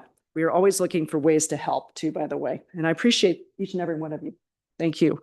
In 2024, we asked our resident feedback on ideas for key downtown property. We have you've likely driven back past 302 North Bend Way, West North Bend Way to be exact, a few times, or maybe countless times. It's located on the corner of North Bend Way and Sydney Avenue, near the poorhouse, if you don't know already. And it's about 1,400 square feet, and the building is surrounded by broken down asphalt, basically. What was there in 2021 was a gas station, a convenience store, and today it's a vacant lot and potentially contaminated soil.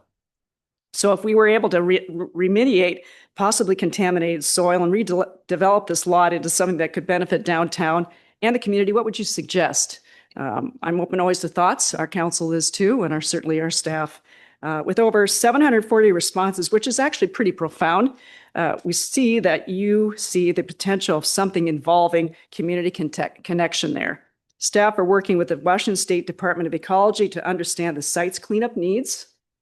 We hope to transform the site through a combination of sustainable urban development and environmental quality while incorporating redevelopment that benefits you and enhances our downtown's unique and cherished identity.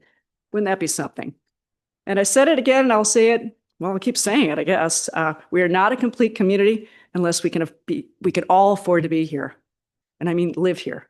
North Bend must be a city where working people can work, raise a family, and eventually retire. 230 Main Avenue, a property in downtown, was purchased by the city in 2022 for this very purpose. It will provide affordable rental homes for families making no more than 60% of King County median income. I know it's bare space with the grass right now, but you can think about the possibilities. And right in downtown, the walkability alone is pretty amazing. Okay, this year, the 230 Main Advisory Committee recommended the developer, Related Northwest, to move forward with this project. Staff are working with Related Northwest to negotiate a development agreement at this time. Moving on to new business.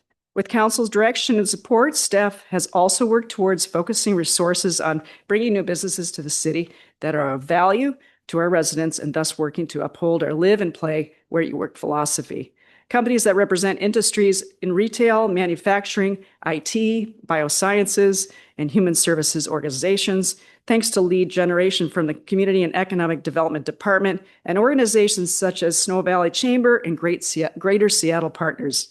I'm excited to share that I will be joining Community and Economic Development staff for the ICSC convention in May, where we will have a unique chance to engage with a wide variety of businesses from across the country in search of a home. Business that will benefit our community. What does this mean for North Bend?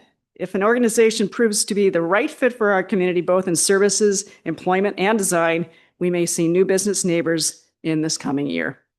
Public safety continues to be a top priority for the city. In fact, well over half of general fund revenues are spent on police and fire services, with North Bend's contract for policing services currently representing the city's single largest expenditure.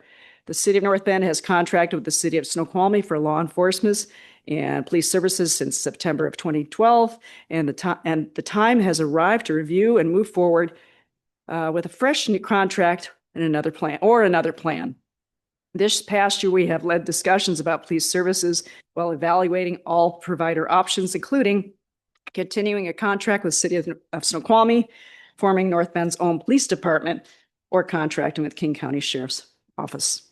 Long-term financial sustainability and maintaining public safety and other city services are essential components of our healthy community. We are confident that an informed, well-researched decision is what is best for our community.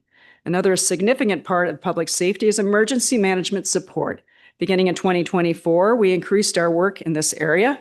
Staff participated in a tabletop exercise this year that included working with local and regional agencies during a simulated emergency event.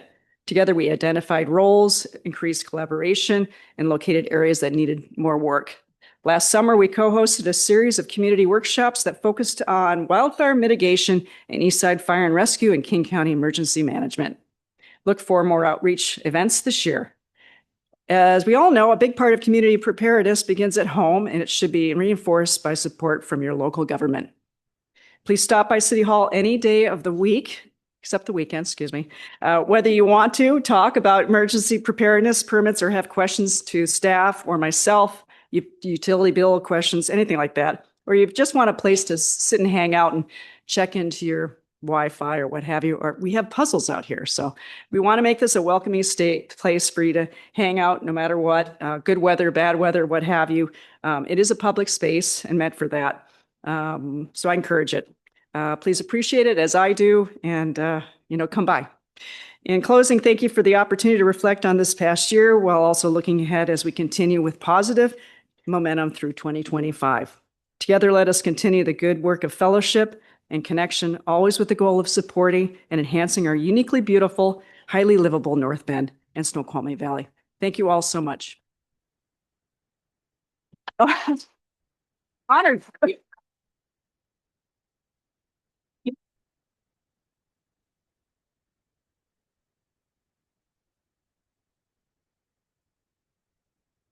You're very patient, everybody.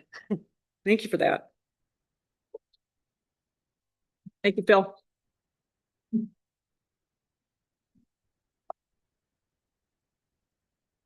Keep going. Okay, where am I going?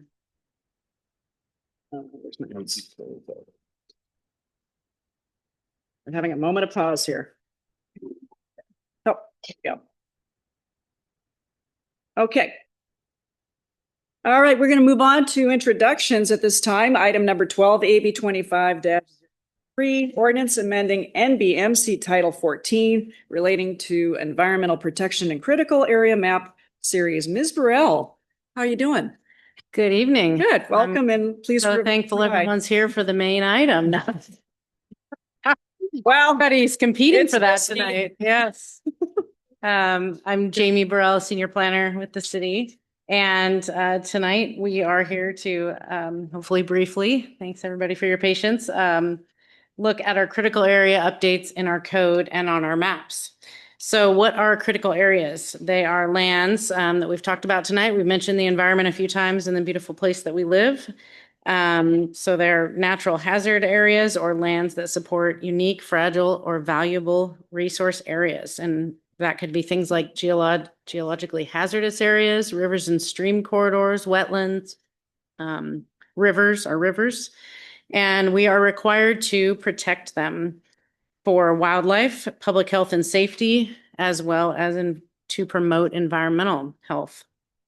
We establish buffers adjacent to critical areas that would restrict building development activities and promote a safe and healthy environment so that we can ensure there's no net loss to the functions that these critical areas have. The overarching environmental goal of the countywide planning policies, which we are required to adhere to, is to restore and protect the quality of the natural environment in King County for future generations. So tonight we are seeking council to consider our amendments to the North Bend Municipal Code for the critical areas to comply with Washington State Growth Management Act. Every 10 years, we review and evaluate our ordinances.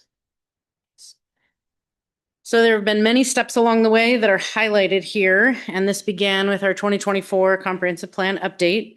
The city hired a professional consultant, managing senior scientist Jeff Gray with OTAC Inc., and he is here tonight to help answer any questions if you have them.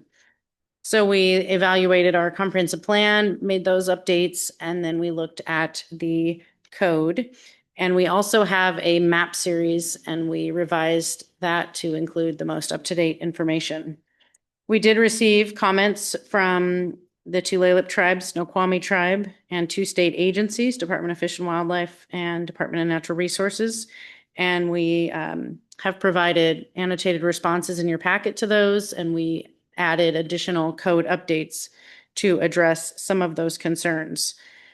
There was a request to consider a site potential tree height, SPTH.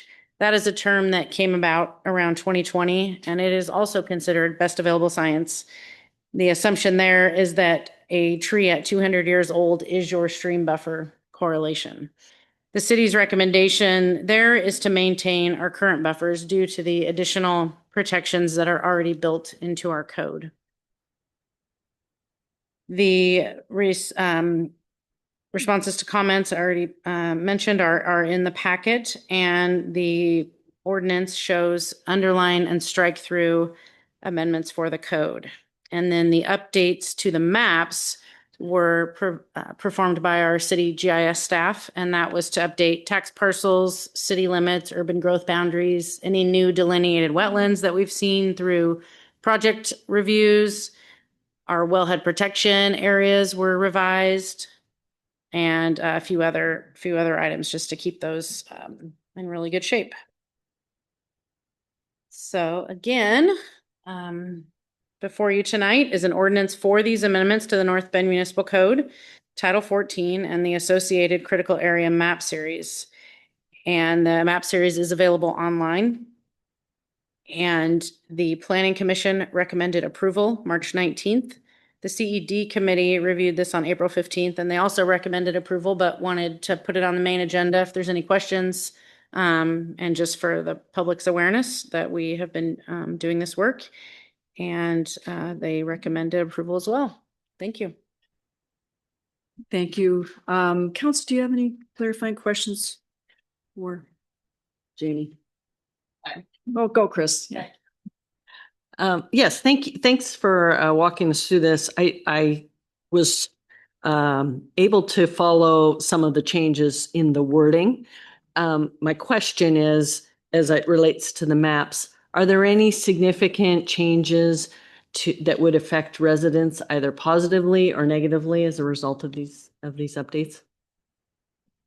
No, they're the critical aquifer recharge map grew in some ways, but our compliance with King County Surface Water Design Manual, essentially every project must show water quality improvements for infiltration. And so we're already doing that. A few wetlands were added, like I said, but those were based on project by project analysis. So it was really just updating information to make it so that it's the best it can be at this moment in time. And they're always changing. I mean, little things change and new things are found. And so we try to keep them up to date. So no major implications on the mapping. Thank you, Council. Do you have any other clarifying questions I can? No? No? Okay, Council Member Elwood, would you please make the motion? Yes, I will. Good. I cannot wait. That's okay.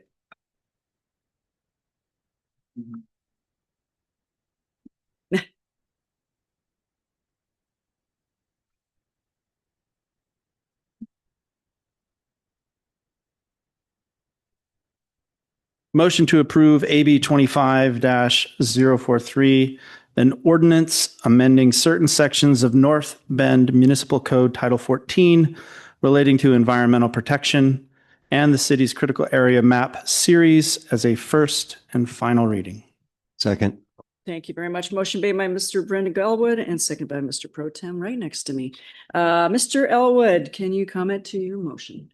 Nothing to add to what the fine staff report contributed to this discussion. Thank you.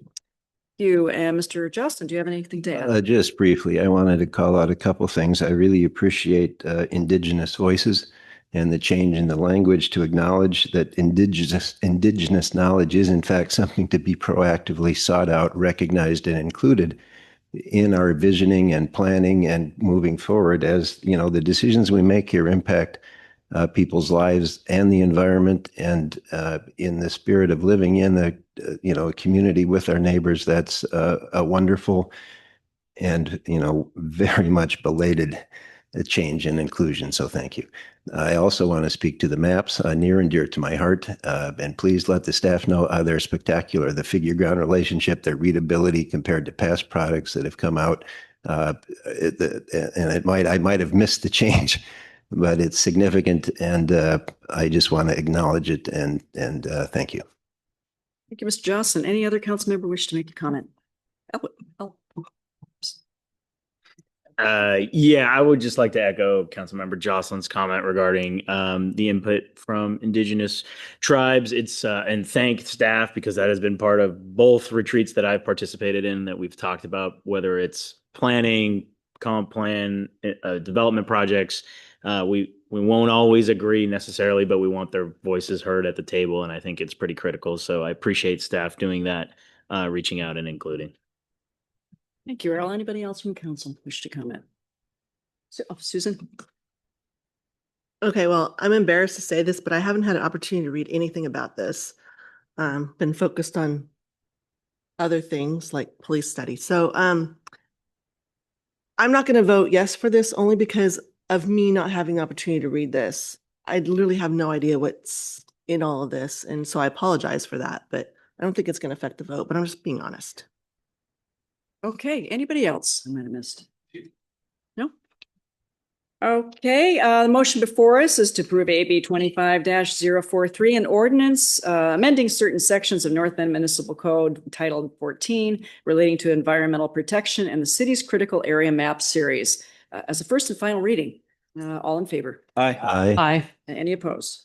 Aye. Okay, so that the motion passes 6-1. Thank you very much. Item 13, AB 25-044, motion authorizing ILA for police services. Mr. Larson, would you be kind enough to provide the staff report? And the lights are on. Thank you, Mayor and Council, members of the audience. Well, then according to Jamie, this must be the undercard. The North Bend Council has worked alongside Mayor Miller and staff through an in-depth, thorough, transparent, and data-driven process over these last several months to evaluate and analyze its options for police services. Including in this process were several meetings at which council received presentations and proposals from the city of Snoqualmie and King County. Council was presented, staff scored results of those proposals, and council then discussed those proposals at 2 subsequent meetings. In accordance with the approved schedule for this decision-making process, tonight is the meeting at which council is being presented with this agenda bill. The recommended action for council is to vote to authorize the mayor to negotiate an interlocal agreement with either Snoqualmie or King County Sheriff for the provision of police services. If you have any questions, we'll certainly make an attempt to answer those. I do want to mention that Finance Director Martin Chaw, who has been instrumental in helping and supporting this entire process, is not able to be here tonight, and he does send his regrets. He's having some family emergency issues, so we'll do our best to answer any questions council may have. Thank you, Bob. We are sorry to hear that. Any questions for Mr. Larson from council? Another quick pause. Okay. Okay, Councilmember Gotthealth, I believe. Will you please make the motion? Yes. Motion to approve AB 25-044, authorizing the mayor to negotiate an interlocal agreement with King County Sheriff Office for the provision of police services. Second. Okay, motion made by Mr. Gotthealth and seconded by Mr. Jocelyn. Mr. Gotthealth, would you like to speak to your motion? Yeah, I would. I want to thank everyone that commented tonight on this topic. My heart is kind of broken at this point at what we're doing and where we're at. I'd like to articulate our concerns are not directed at the police officers themselves, but rather the administration of the city of Snoqualmie and the management of the contract negotiations. I've dedicated 18 years of serving the city on council with particular focus on public safety, which represents a critical area of our city government and accounts for a significant portion of our general funds. From the outset of the process, I was resolutely committed to ensuring the continuation of the Snoqualmie contract. I am the sole member that was involved in the decision-making related to the moving to Snoqualmie, and I'm acutely aware of the concerns regarding the prior contract with King County. This contract that King County is proposing is different than the last contract we had with them. The renewal process for this contract has been an ongoing effort for over 2 years and traversed 2 distinct North Bend administrations. Our council had hoped to facilitate a constructive dialogue following our investment in the CPMS study and issuance of the request for proposal. Regrettably, I believe Snoqualmie has determined its position without engaging in substantive discussions regarding the renewal of the contract. Instead, they have opted to handle this matter through the press and have issued threats of legal action should the outcome not align with their expectations. One topic discussed has been our participation in the selection of the police. As a contract city, we were informed that our authority to choose the chief rests entirely with Snoqualmie.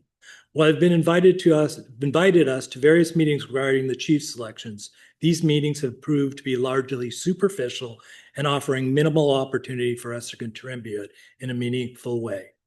Since the inception of the contract, we have encountered 3 different chiefs of police, with all but the most recent appointments being announced through press releases. We were informed about the current chief's termination status via Snoqualmie Living prior to an official announcement.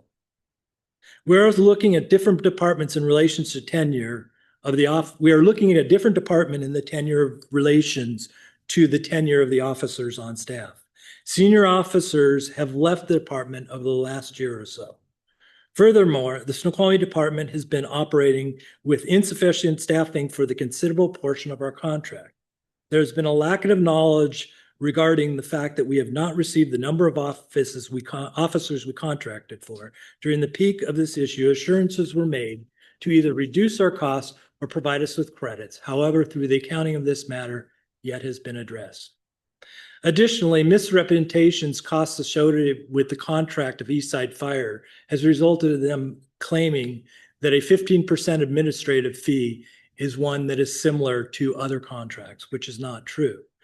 We are also being charged for our share of the costs related to administrative staff and service delineated to this contract. At Eastside, our partner cities are not charged both for related administrative staff and an administrative fee, to make that clear. To reiterate, the contract we held under King County agreement in the past cannot be equated to the current agreement. I, along with other council members, have been engaged in discussions with different municipalities to comprehend the operation of the new contract and their recommendations and how it has worked for them. I am sorry we have come to this point because I believe a contract with Snoqualmie would have been better for this valley. And it's very disappointing that we're at this point. Thank you.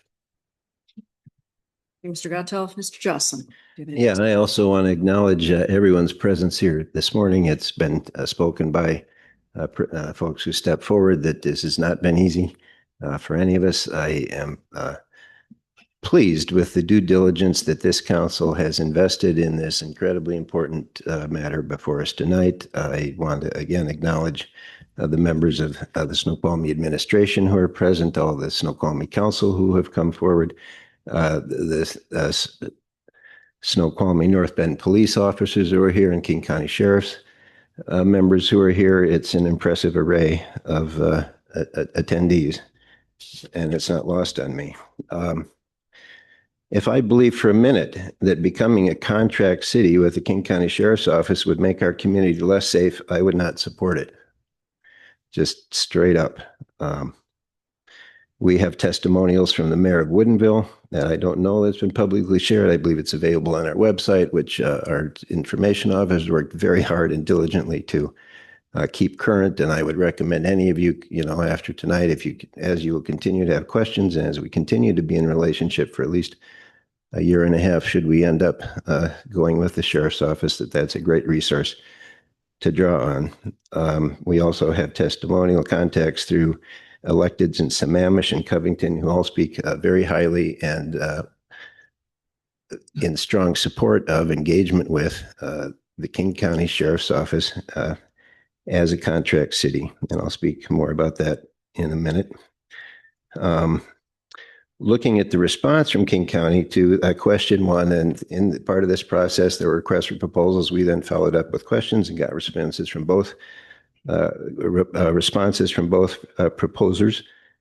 And I just want to quote part of the response from the King County Sheriff's Office because I think it shows great engagement, commitment, and coverage.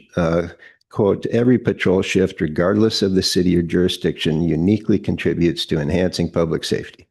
Although this table, which talks about presence in the city, and I will speak to that in a minute. So although this table details their proposed 24-hour staffing model, we encourage North Bend leadership after selecting their chief from a limited pool of candidates that will be brought forward to modify schedules in a way that best meets the public safety needs and priorities of the city leadership and constituents. Community engagement, professional police presence, and self-initiated activity is expected across all shifts. That's who I want to be in partnership with.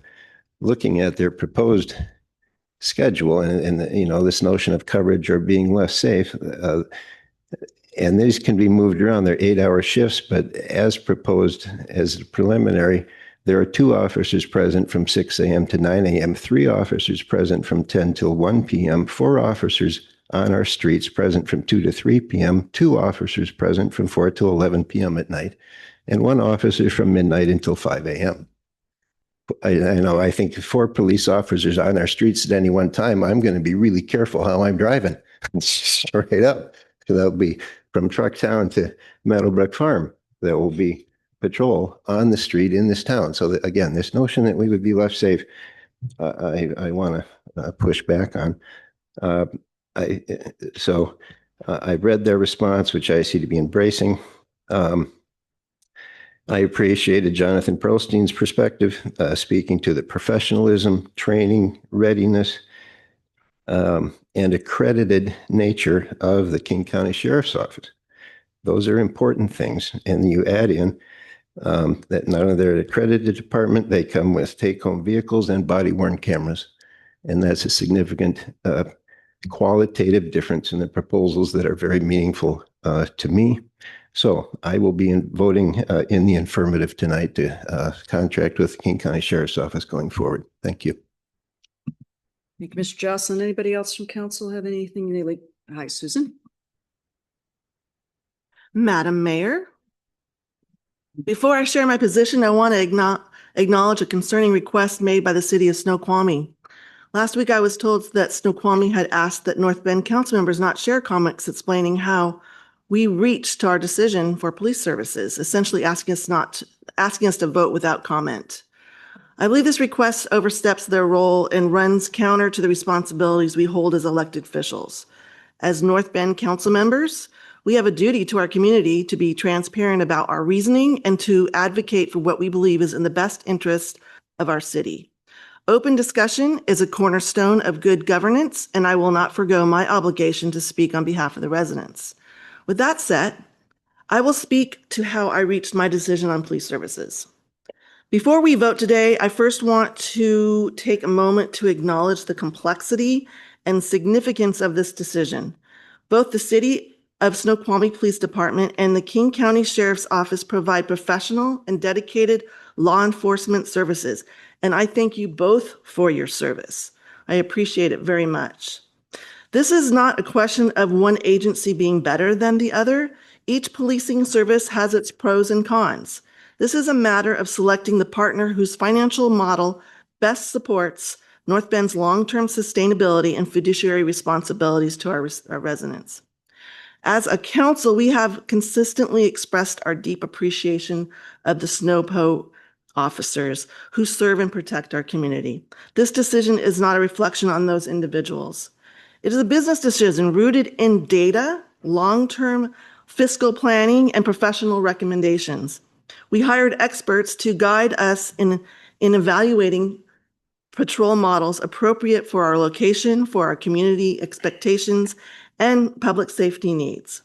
The North Bend City Council members have an obligation to be good stewards of public funds. We must ensure that our city can continue to afford quality police services while also preserving resources for other essential services, such as infrastructure and parks.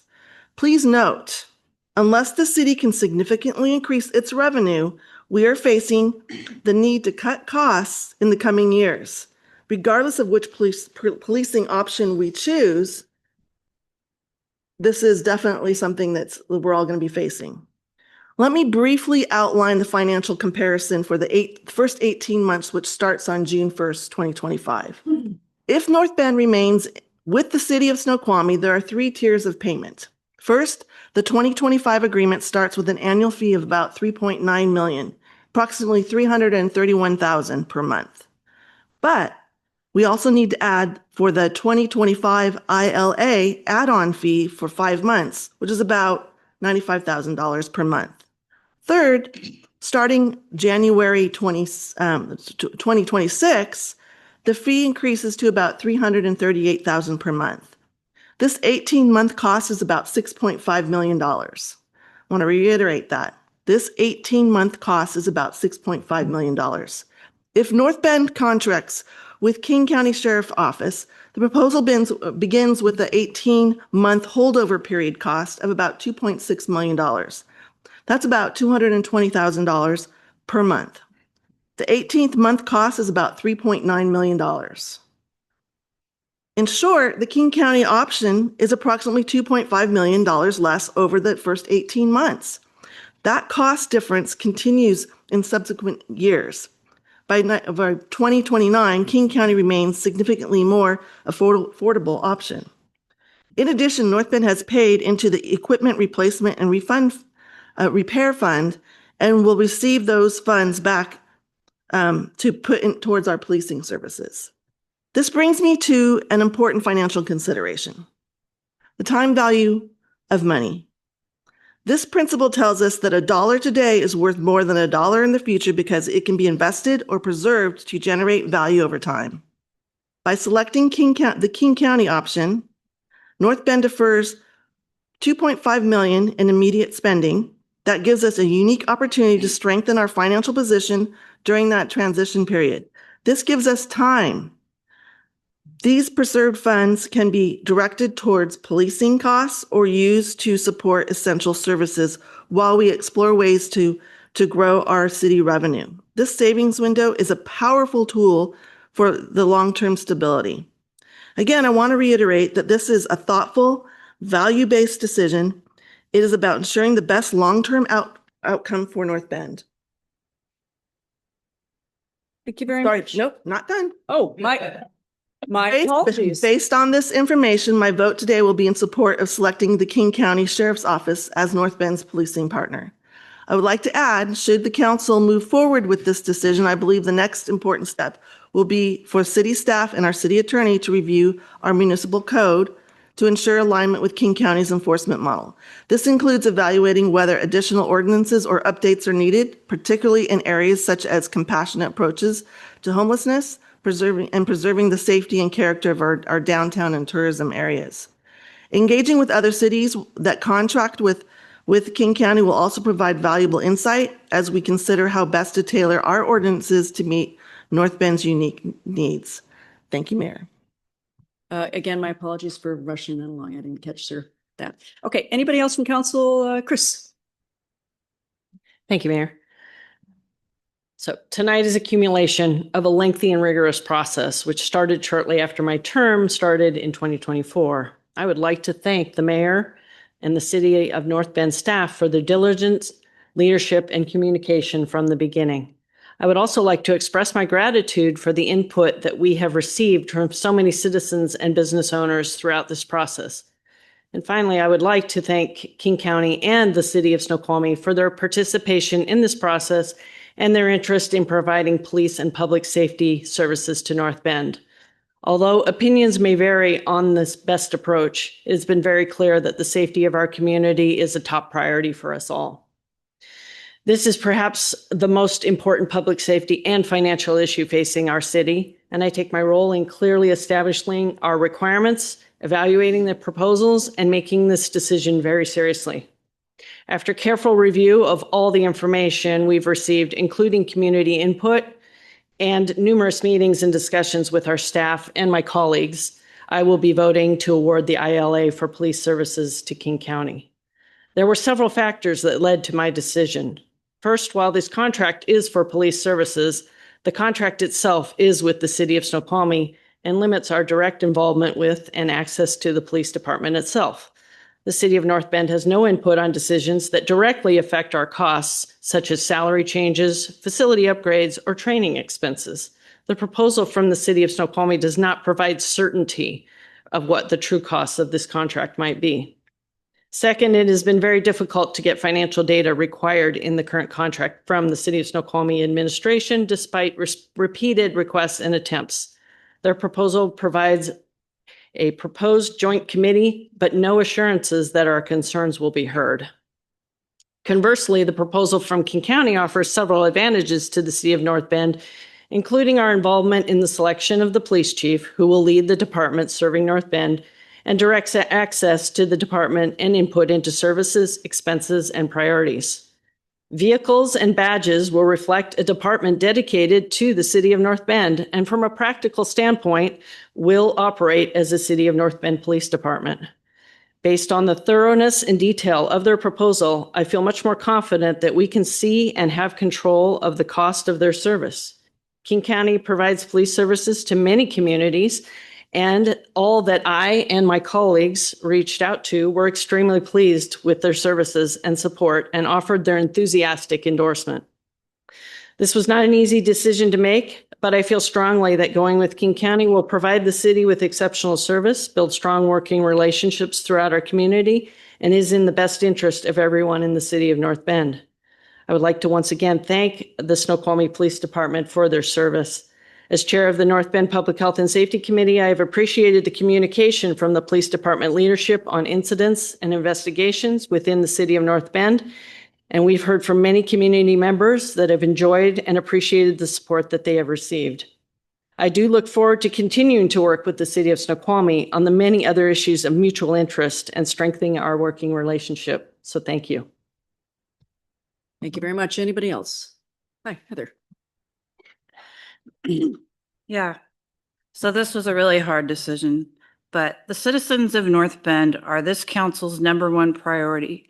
We always consider our community's best interest in our decisions. Public health and safety is no different. We would not make a decision that we thought would put our citizens in danger. The Snoqualmie Police Department has served us well and kept us safe. The same will be true for the Sheriff's Department. They will protect us and keep us safe. That is the literal job of either of police department or sheriff's department. This was not an easy decision and not something we took lightly. The council has been doing their due diligence for close to 2 years. We paid for a police service study to help guide us through this decision-making process. We've considered all the options. These include continue to contract with the city of Snoqualmie for police services, starting our own police department, or contracting with the sheriff department to have our own City of North Bend dedicated officers. I want to be clear that this is not about the police service that we have received. This decision has to do with communication, transparency, and trust between our two cities, Snoqualmie and North Bend. We've been in contact with contracting cities for the sheriff, including Woodinville, Sammamish, and Covington, and they have no complaints. I did my own personal pros and cons list between Snoqualmie Police and the King County Sheriffs. Snoqualmie has 8 dedicated officers working 12-hour shifts versus the sheriff, 10 dedicated officers doing 10-hour shifts. Snoqualmie, has no body cameras. The sheriffs have body cameras. Snoqualmie shares vehicles. The sheriff's officers have their own. But a huge one for me was how data-driven the sheriffs were. Everything is trackable, even if it's good, bad, or boring. Having this data is how you make meaningful decisions, and it's for everyone to see, including citizens. It's public, real-time, open data on a dashboard. Again, to be clear, this decision is about communication, transparency, and trust between our two cities, Snoqualmie and North Bend.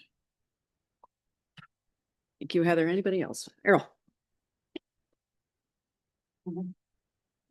This council has spent nearly 18 months on this project. And I need to point out a couple things because there's been a massive amount of misinformation presented, but one thing that hasn't changed is the cost presented from the city of Snoqualmie. In August of 24, we were presented with an offer to extend the police services. At that time, our director of finance, Martin Shaw, presented council with a scatter plot which showed the new offer from Snoqualmie, which would exceed nearly every police services contract in Western Washington on a per capita basis. Snoqualmie's own biennium budget document shows an average cost of $9.19 million per year between 2025 and 2026 to operate their police department, up approximately $3 million from the previous 2023-2024 budget. There's been no reconciliation of these cost increases, why they are attributed to North Bend service, nor how they were ever going to be accounted for going forward. There have been some false narratives brought forth about North Bend not paying their fair share. To my knowledge, we've never missed a payment, and we fulfilled our contractual obligations.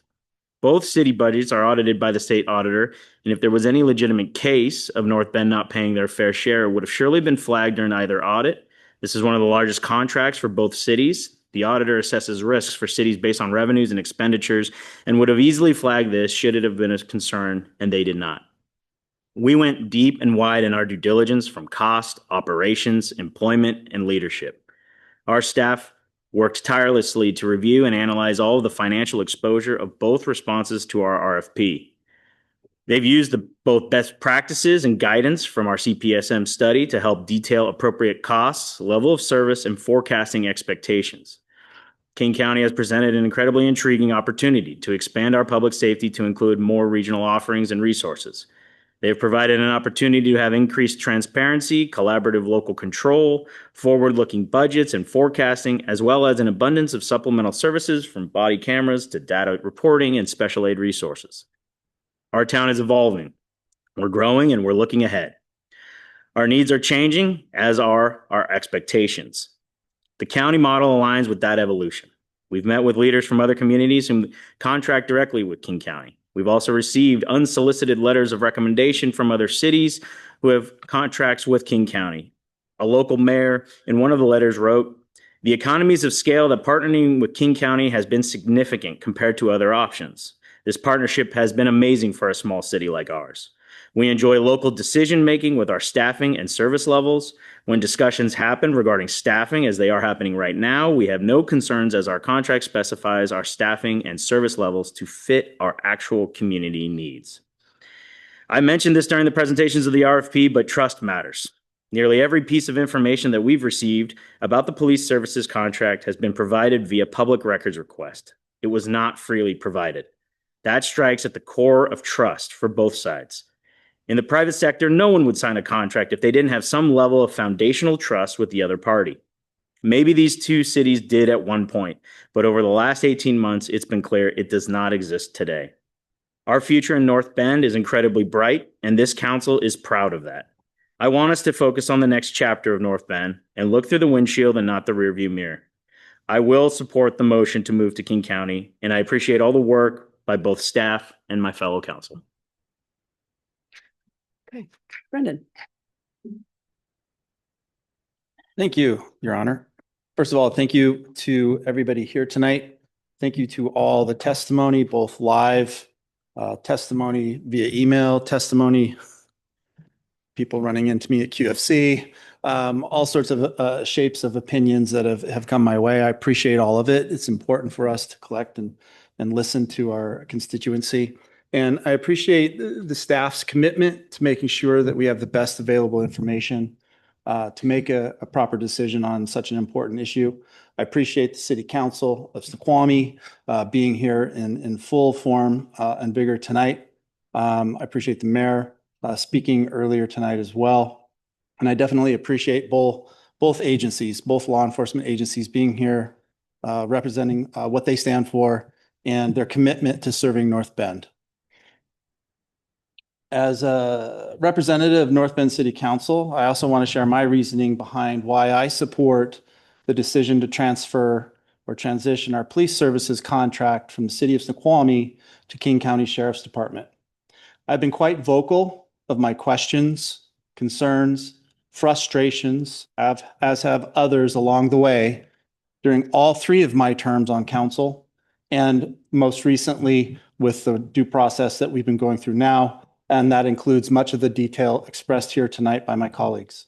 And I appreciate that the Snoqualmie Council has attended this evening, and a few of them, as well as a few others, and coming forward and expressing their concerns to us openly and honestly, as well as their desires to maintain the contract. So I'll avoid repeating too much of them or these other details and going into too much detail, but I do feel it is important for me to share some of my rationale and thinking. My fellow council members and I have, as you've heard already, and as you can see on our website, thank you, Bree and staff, for posting an updated timeline of our most recent events, have undertaken a thorough and methodological evaluation of our policing options. We even spent money to hire professional services to come in from the outside and really educate us on what we need to be looking for as an agency, as a jurisdiction that's actually growing in our current situation. One of the comments that was made by the consulting firms is that oftentimes twin cities or sister cities like what we have and we have these type of contractual police services, what ends up breaking them in their professional experience is trust. Initially, many of us approached this process believing that renewing our existing contract might be the most practical path forward, myself as included. Even despite some of these concerns, I was hopeful and optimistic, as were others, that we could work things out. Administrations change, dynamics change. You've heard our colleagues across the road over there in Suquamish saying the same thing. Time can sometimes heal some wounds. However, after extensive research from consultants, staff, fellow council members, as you heard tonight, interviews, financial analyses, and recent developments of 2 police investigations, one of which resulted in the termination of our third chief, staffing levels, the data clearly supports that it's time to make a change. Here are some key factors. Comparable cost with enhanced service. The King County Sheriff's Department contract offers similar pricing to Snoqualmie's proposal, but provides superior resource allocation and service levels for our North Bend residents, not only today, but in the days to come. Our communities are growing and growing rapidly. Regional coverage benefits. The Sheriff's Department already serves residents in unincorporated areas surrounding our city, and there was some testimony this evening about that as well. This consolidated approach will improve response times and coverage for all community members throughout the greater North Bend area. I don't look at North Bend residents as just those who reside within our city limits. I look at all of those that neighbor us in unincorporated King County. I'm out there every day, weekly. I see their presence and I respect it. And I can only believe that the coverage and the response times will absolutely improve for our North Bend residents in the greater areas. Accountability and leadership. Squamish Police Department has had 3 police chiefs during this contract process alone. This is an unusually high turnover rate at the leadership level that raises serious questions about administrative stability. Transparency and communication issues. Throughout this process, we've had to repeatedly fight to obtain basic data needed for informed decision-making. This is the trouble with being removed from the direct negotiation process, as we are on the legislative side and the executive branch, the administration, that's their role. Unfortunately, there has been opportunity to reconcile in the many months of this process, even during the presentation. And let me make a point here. There's been many months to reconcile during this process, come to the table, have more dialogues and so forth. Even during the presentation process, Snoqualmie administrative leadership avoided dialogue with us by sitting in the back of the room and not responding to our direct questions. It was sad to see several vacant seats and watch their finance director and interim chief answer questions that they were really not qualified to answer. Good faith efforts. I heard Mayor Ross state that they have been operating from a good faith. Tonight, she said that, as have we. In fact, we've provided Snoqualmie with multiple extensions and other accommodations during this process, giving them the benefit of the doubt along the way, demonstrating our commitment to a fair evaluation. I want to emphasize that my decision is not a reflection on the dedicated officers who serve our community daily. I agree with much of the testimony that we have received to date, including the heartfelt examples expressed this evening about how well you have served our community. I have tremendous respect for each and every one of you, and I empathize with the situation you are now facing. Please know, however this council votes tonight, even though you've heard all the votes, I wrote this earlier, I do not believe anyone up here is faulting any one of you. My concerns lie specifically with Snoqualmie's administrative and leadership decisions surrounding this contract, and have grown very doubtful of a healthy, positive future contractual relationship for our police services. In other words, I think we have grown beyond the existing contract and what was proposed to us by the city of Snoqualmie. Moving forward, I am optimistic about the future of policing in North Bend. The transition to the King County Sheriff's Department presents an opportunity to establish stronger oversight, better communication, and more transparent operations, and frankly, more operational control and greater resources. I anticipate improved service coordination throughout our region and partnership built on mutual respect and accountability. This decision prioritizes our public safety while maintaining fiscal responsibility.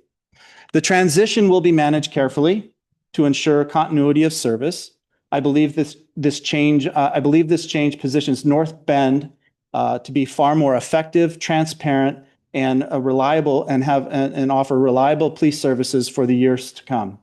I remain committed to working collaboratively with all regional partners, including City of Snoqualmie, on matters that affect our shared communities and our shared responsibilities. I am appreciative that they too have expressed this same desire tonight, regardless of the decision that this present body will make. Thank you. Anybody else? Well, what's that? You got everybody? Okay, well, I think I'd like to say something for one and all. Of course, as mayor, I don't have the vote. I can tell you all these individuals have worked really hard, their due diligence. I understand all of it. It has not been an easy process from the get-go. Last year was a tough time of connection, of hiccups along the way, whatever you want to say. No one was perfect in the relationship building part. This year, I've spent a lot of time with Mayor Pro Tem, with City Administrator Interim, Bob, trying to at least make the attempt to connect, to build, to do whatever I can. And I will still continue to do that, by the way. And City of Snoqualmie, I want you to know that about me, is that our relationships are important. Because of what's happening at this table right now, I can't change that. But I will move forward throughout the process. I will stand and be supportive of council's decision. You must all know that. We will get through the next 18 months or whatever that looks like. We will have the transition process be as smooth as possible. I want you to know that you can always reach out to me, each and every one of you out there. My story is that I've been putting myself out there throughout the community as much as possible, actually quite daily. My conversations with the public begin with the people themselves. There's business owners who step right up to me and contact me, whether it's right there in front of me, by phone, via email, whatever it takes. I will meet you wherever you're at. But the comments I get is profoundly towards supporting Snoqualmie Police Department. These are the business owners I talk to, and also the people that are out there walking their dogs, whatever it takes. They stop and they ask questions, and I say, I don't know how this is going to play out. Well, we're seeing it play out. And I respect everyone in this room. I respect you as a public. I respect all police everywhere. You have a tough job to do. Please know in my heart that I'm with you every step of the way, and I support you. All of our emergency services operations out there mean something to me personally. I've seen it in action just recently, in fact. You stepped up in a crisis of my family. You were there for us. Couldn't save the person, but you did everything you could. I believe that. Anyway, I won't go down that rabbit hole. Thank you to the community for coming up and talking to us, saying exactly how you feel. It's important. I welcome you to keep doing that. Don't ever stop. I want to see these connections to our community, even though the decisions are going a different direction than some might hope. My hope is that to build relationships, wasn't quick enough. It wasn't fast enough. We weren't patient enough. We can all talk about that ad nauseum, but at the end of the day, the decision looks like it's going in the direction I will again support, and we will see what the future holds. And I hope and I pray that our community is held safe. We are looked after. The response times go up. All that is in forward. And in the interim, I hope that we are all better suited at understanding how to get over grudges. Please know that I do not hold grudges, never have, never will. But getting over and getting into the communication, however difficult, is extremely, extremely important to do. So this is an example of where stay disconnected. And I profoundly am sad by that. So going forward, let's go to the vote. If you're right, I guess I'm going to read it. You have it? I got it.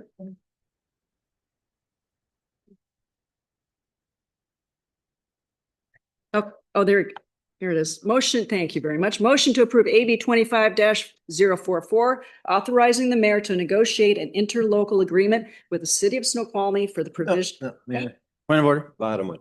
Oh, I'm so excited.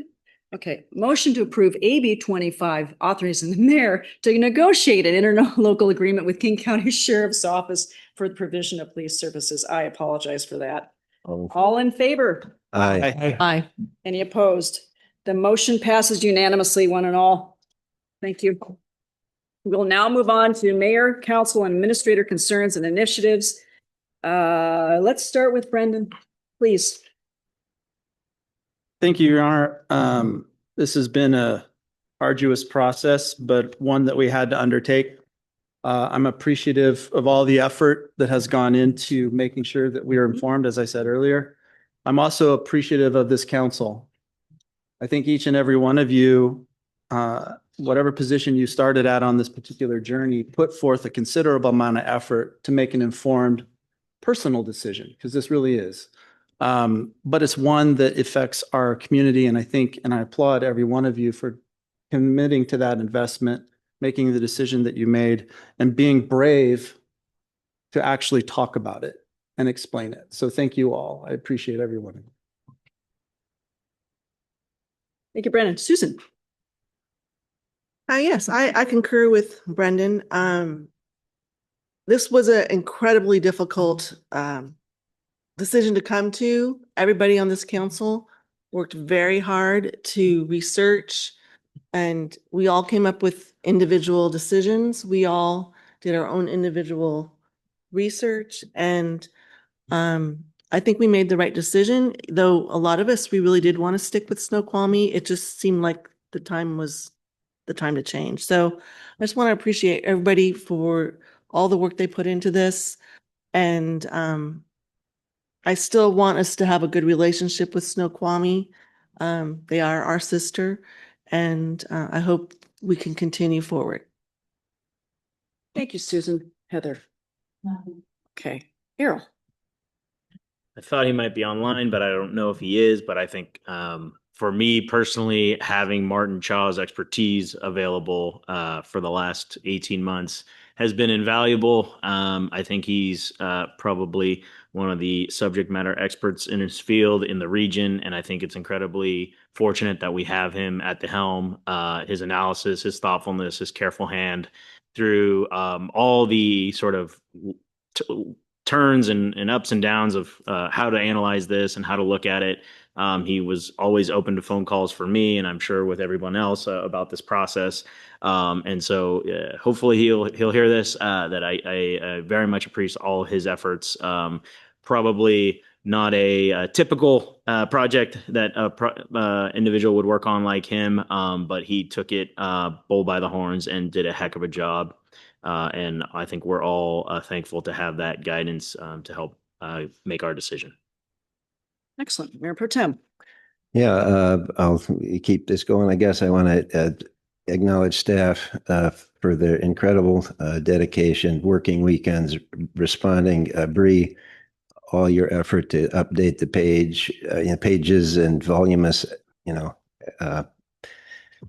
documents and so forth that have been generated by the process is just remarkable. Elaine, you're supportive. Martin, I will echo Errol's comments. I want to specifically call out interim city administrator Bob Larson, who was forever available, again, weekends on vacations.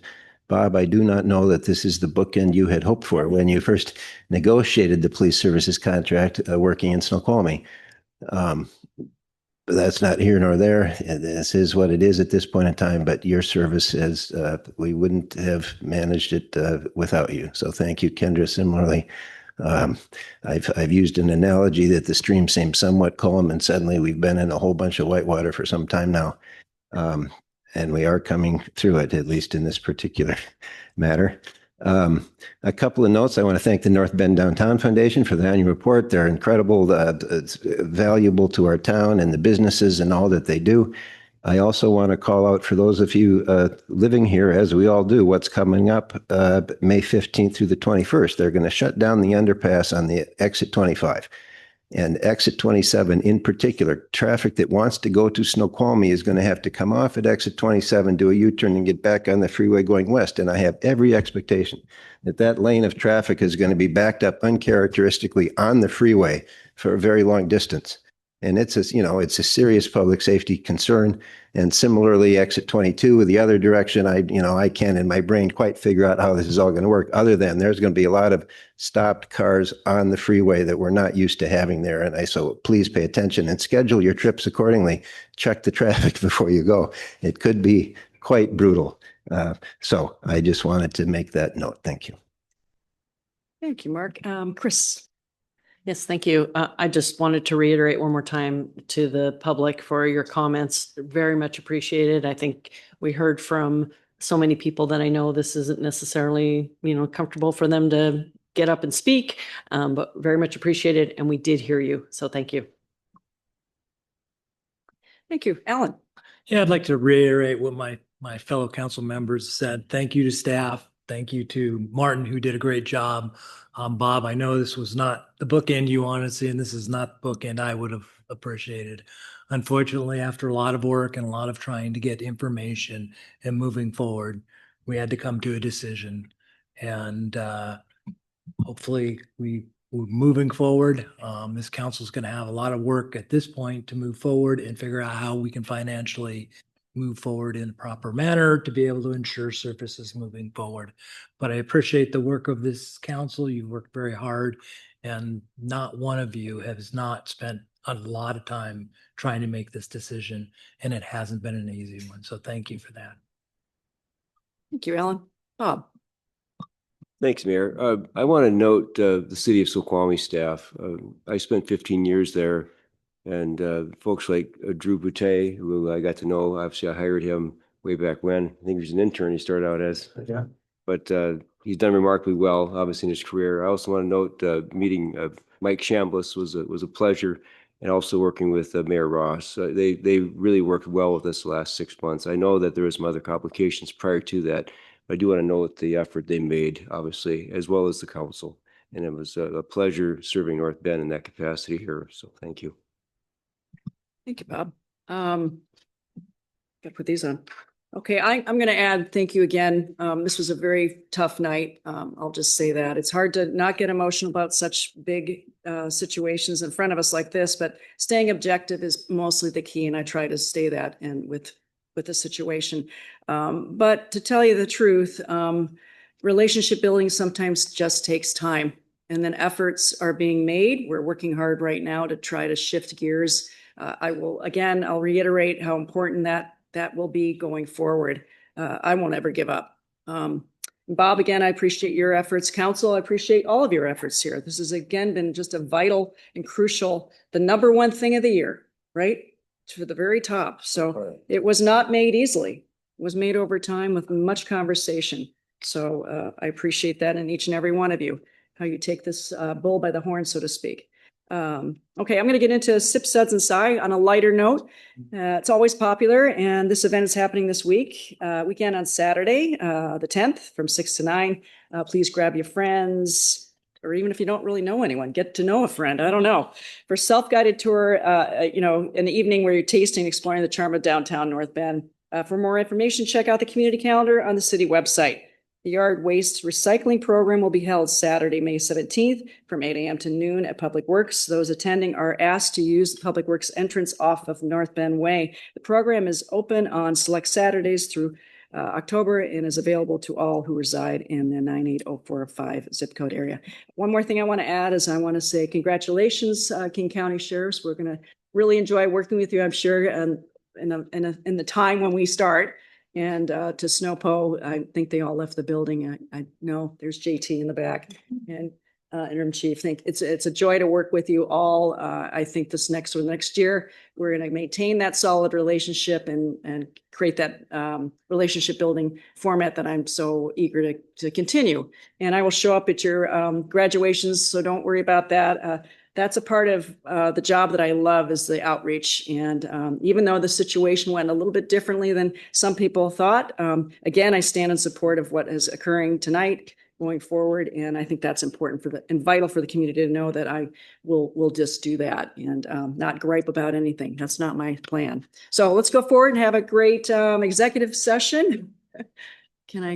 If I could add, Mayor, I would recommend perhaps a 10-minute break prior to going into the executive session. Sounds great. Could you do the citations on that, please? Yeah. I sure will.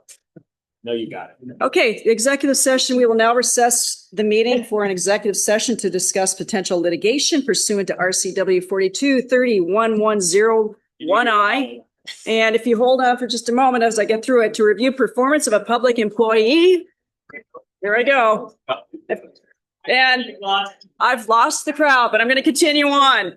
And the executive session is expected to last 20 minutes. The other, I don't think I completed the RCW 4230.1101G is the other RCW we're looking into. And the executive session will begin at 9:45. As there's no action anticipated, except a handshake. Congratulations. We're gonna love working with you. Just a challenging scenario. Congratulations. Appreciate your presence and all the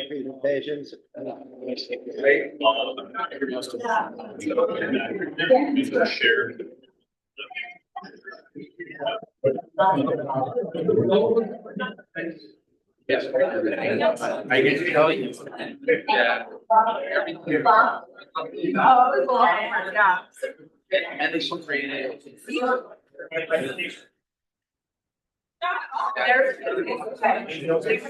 Right?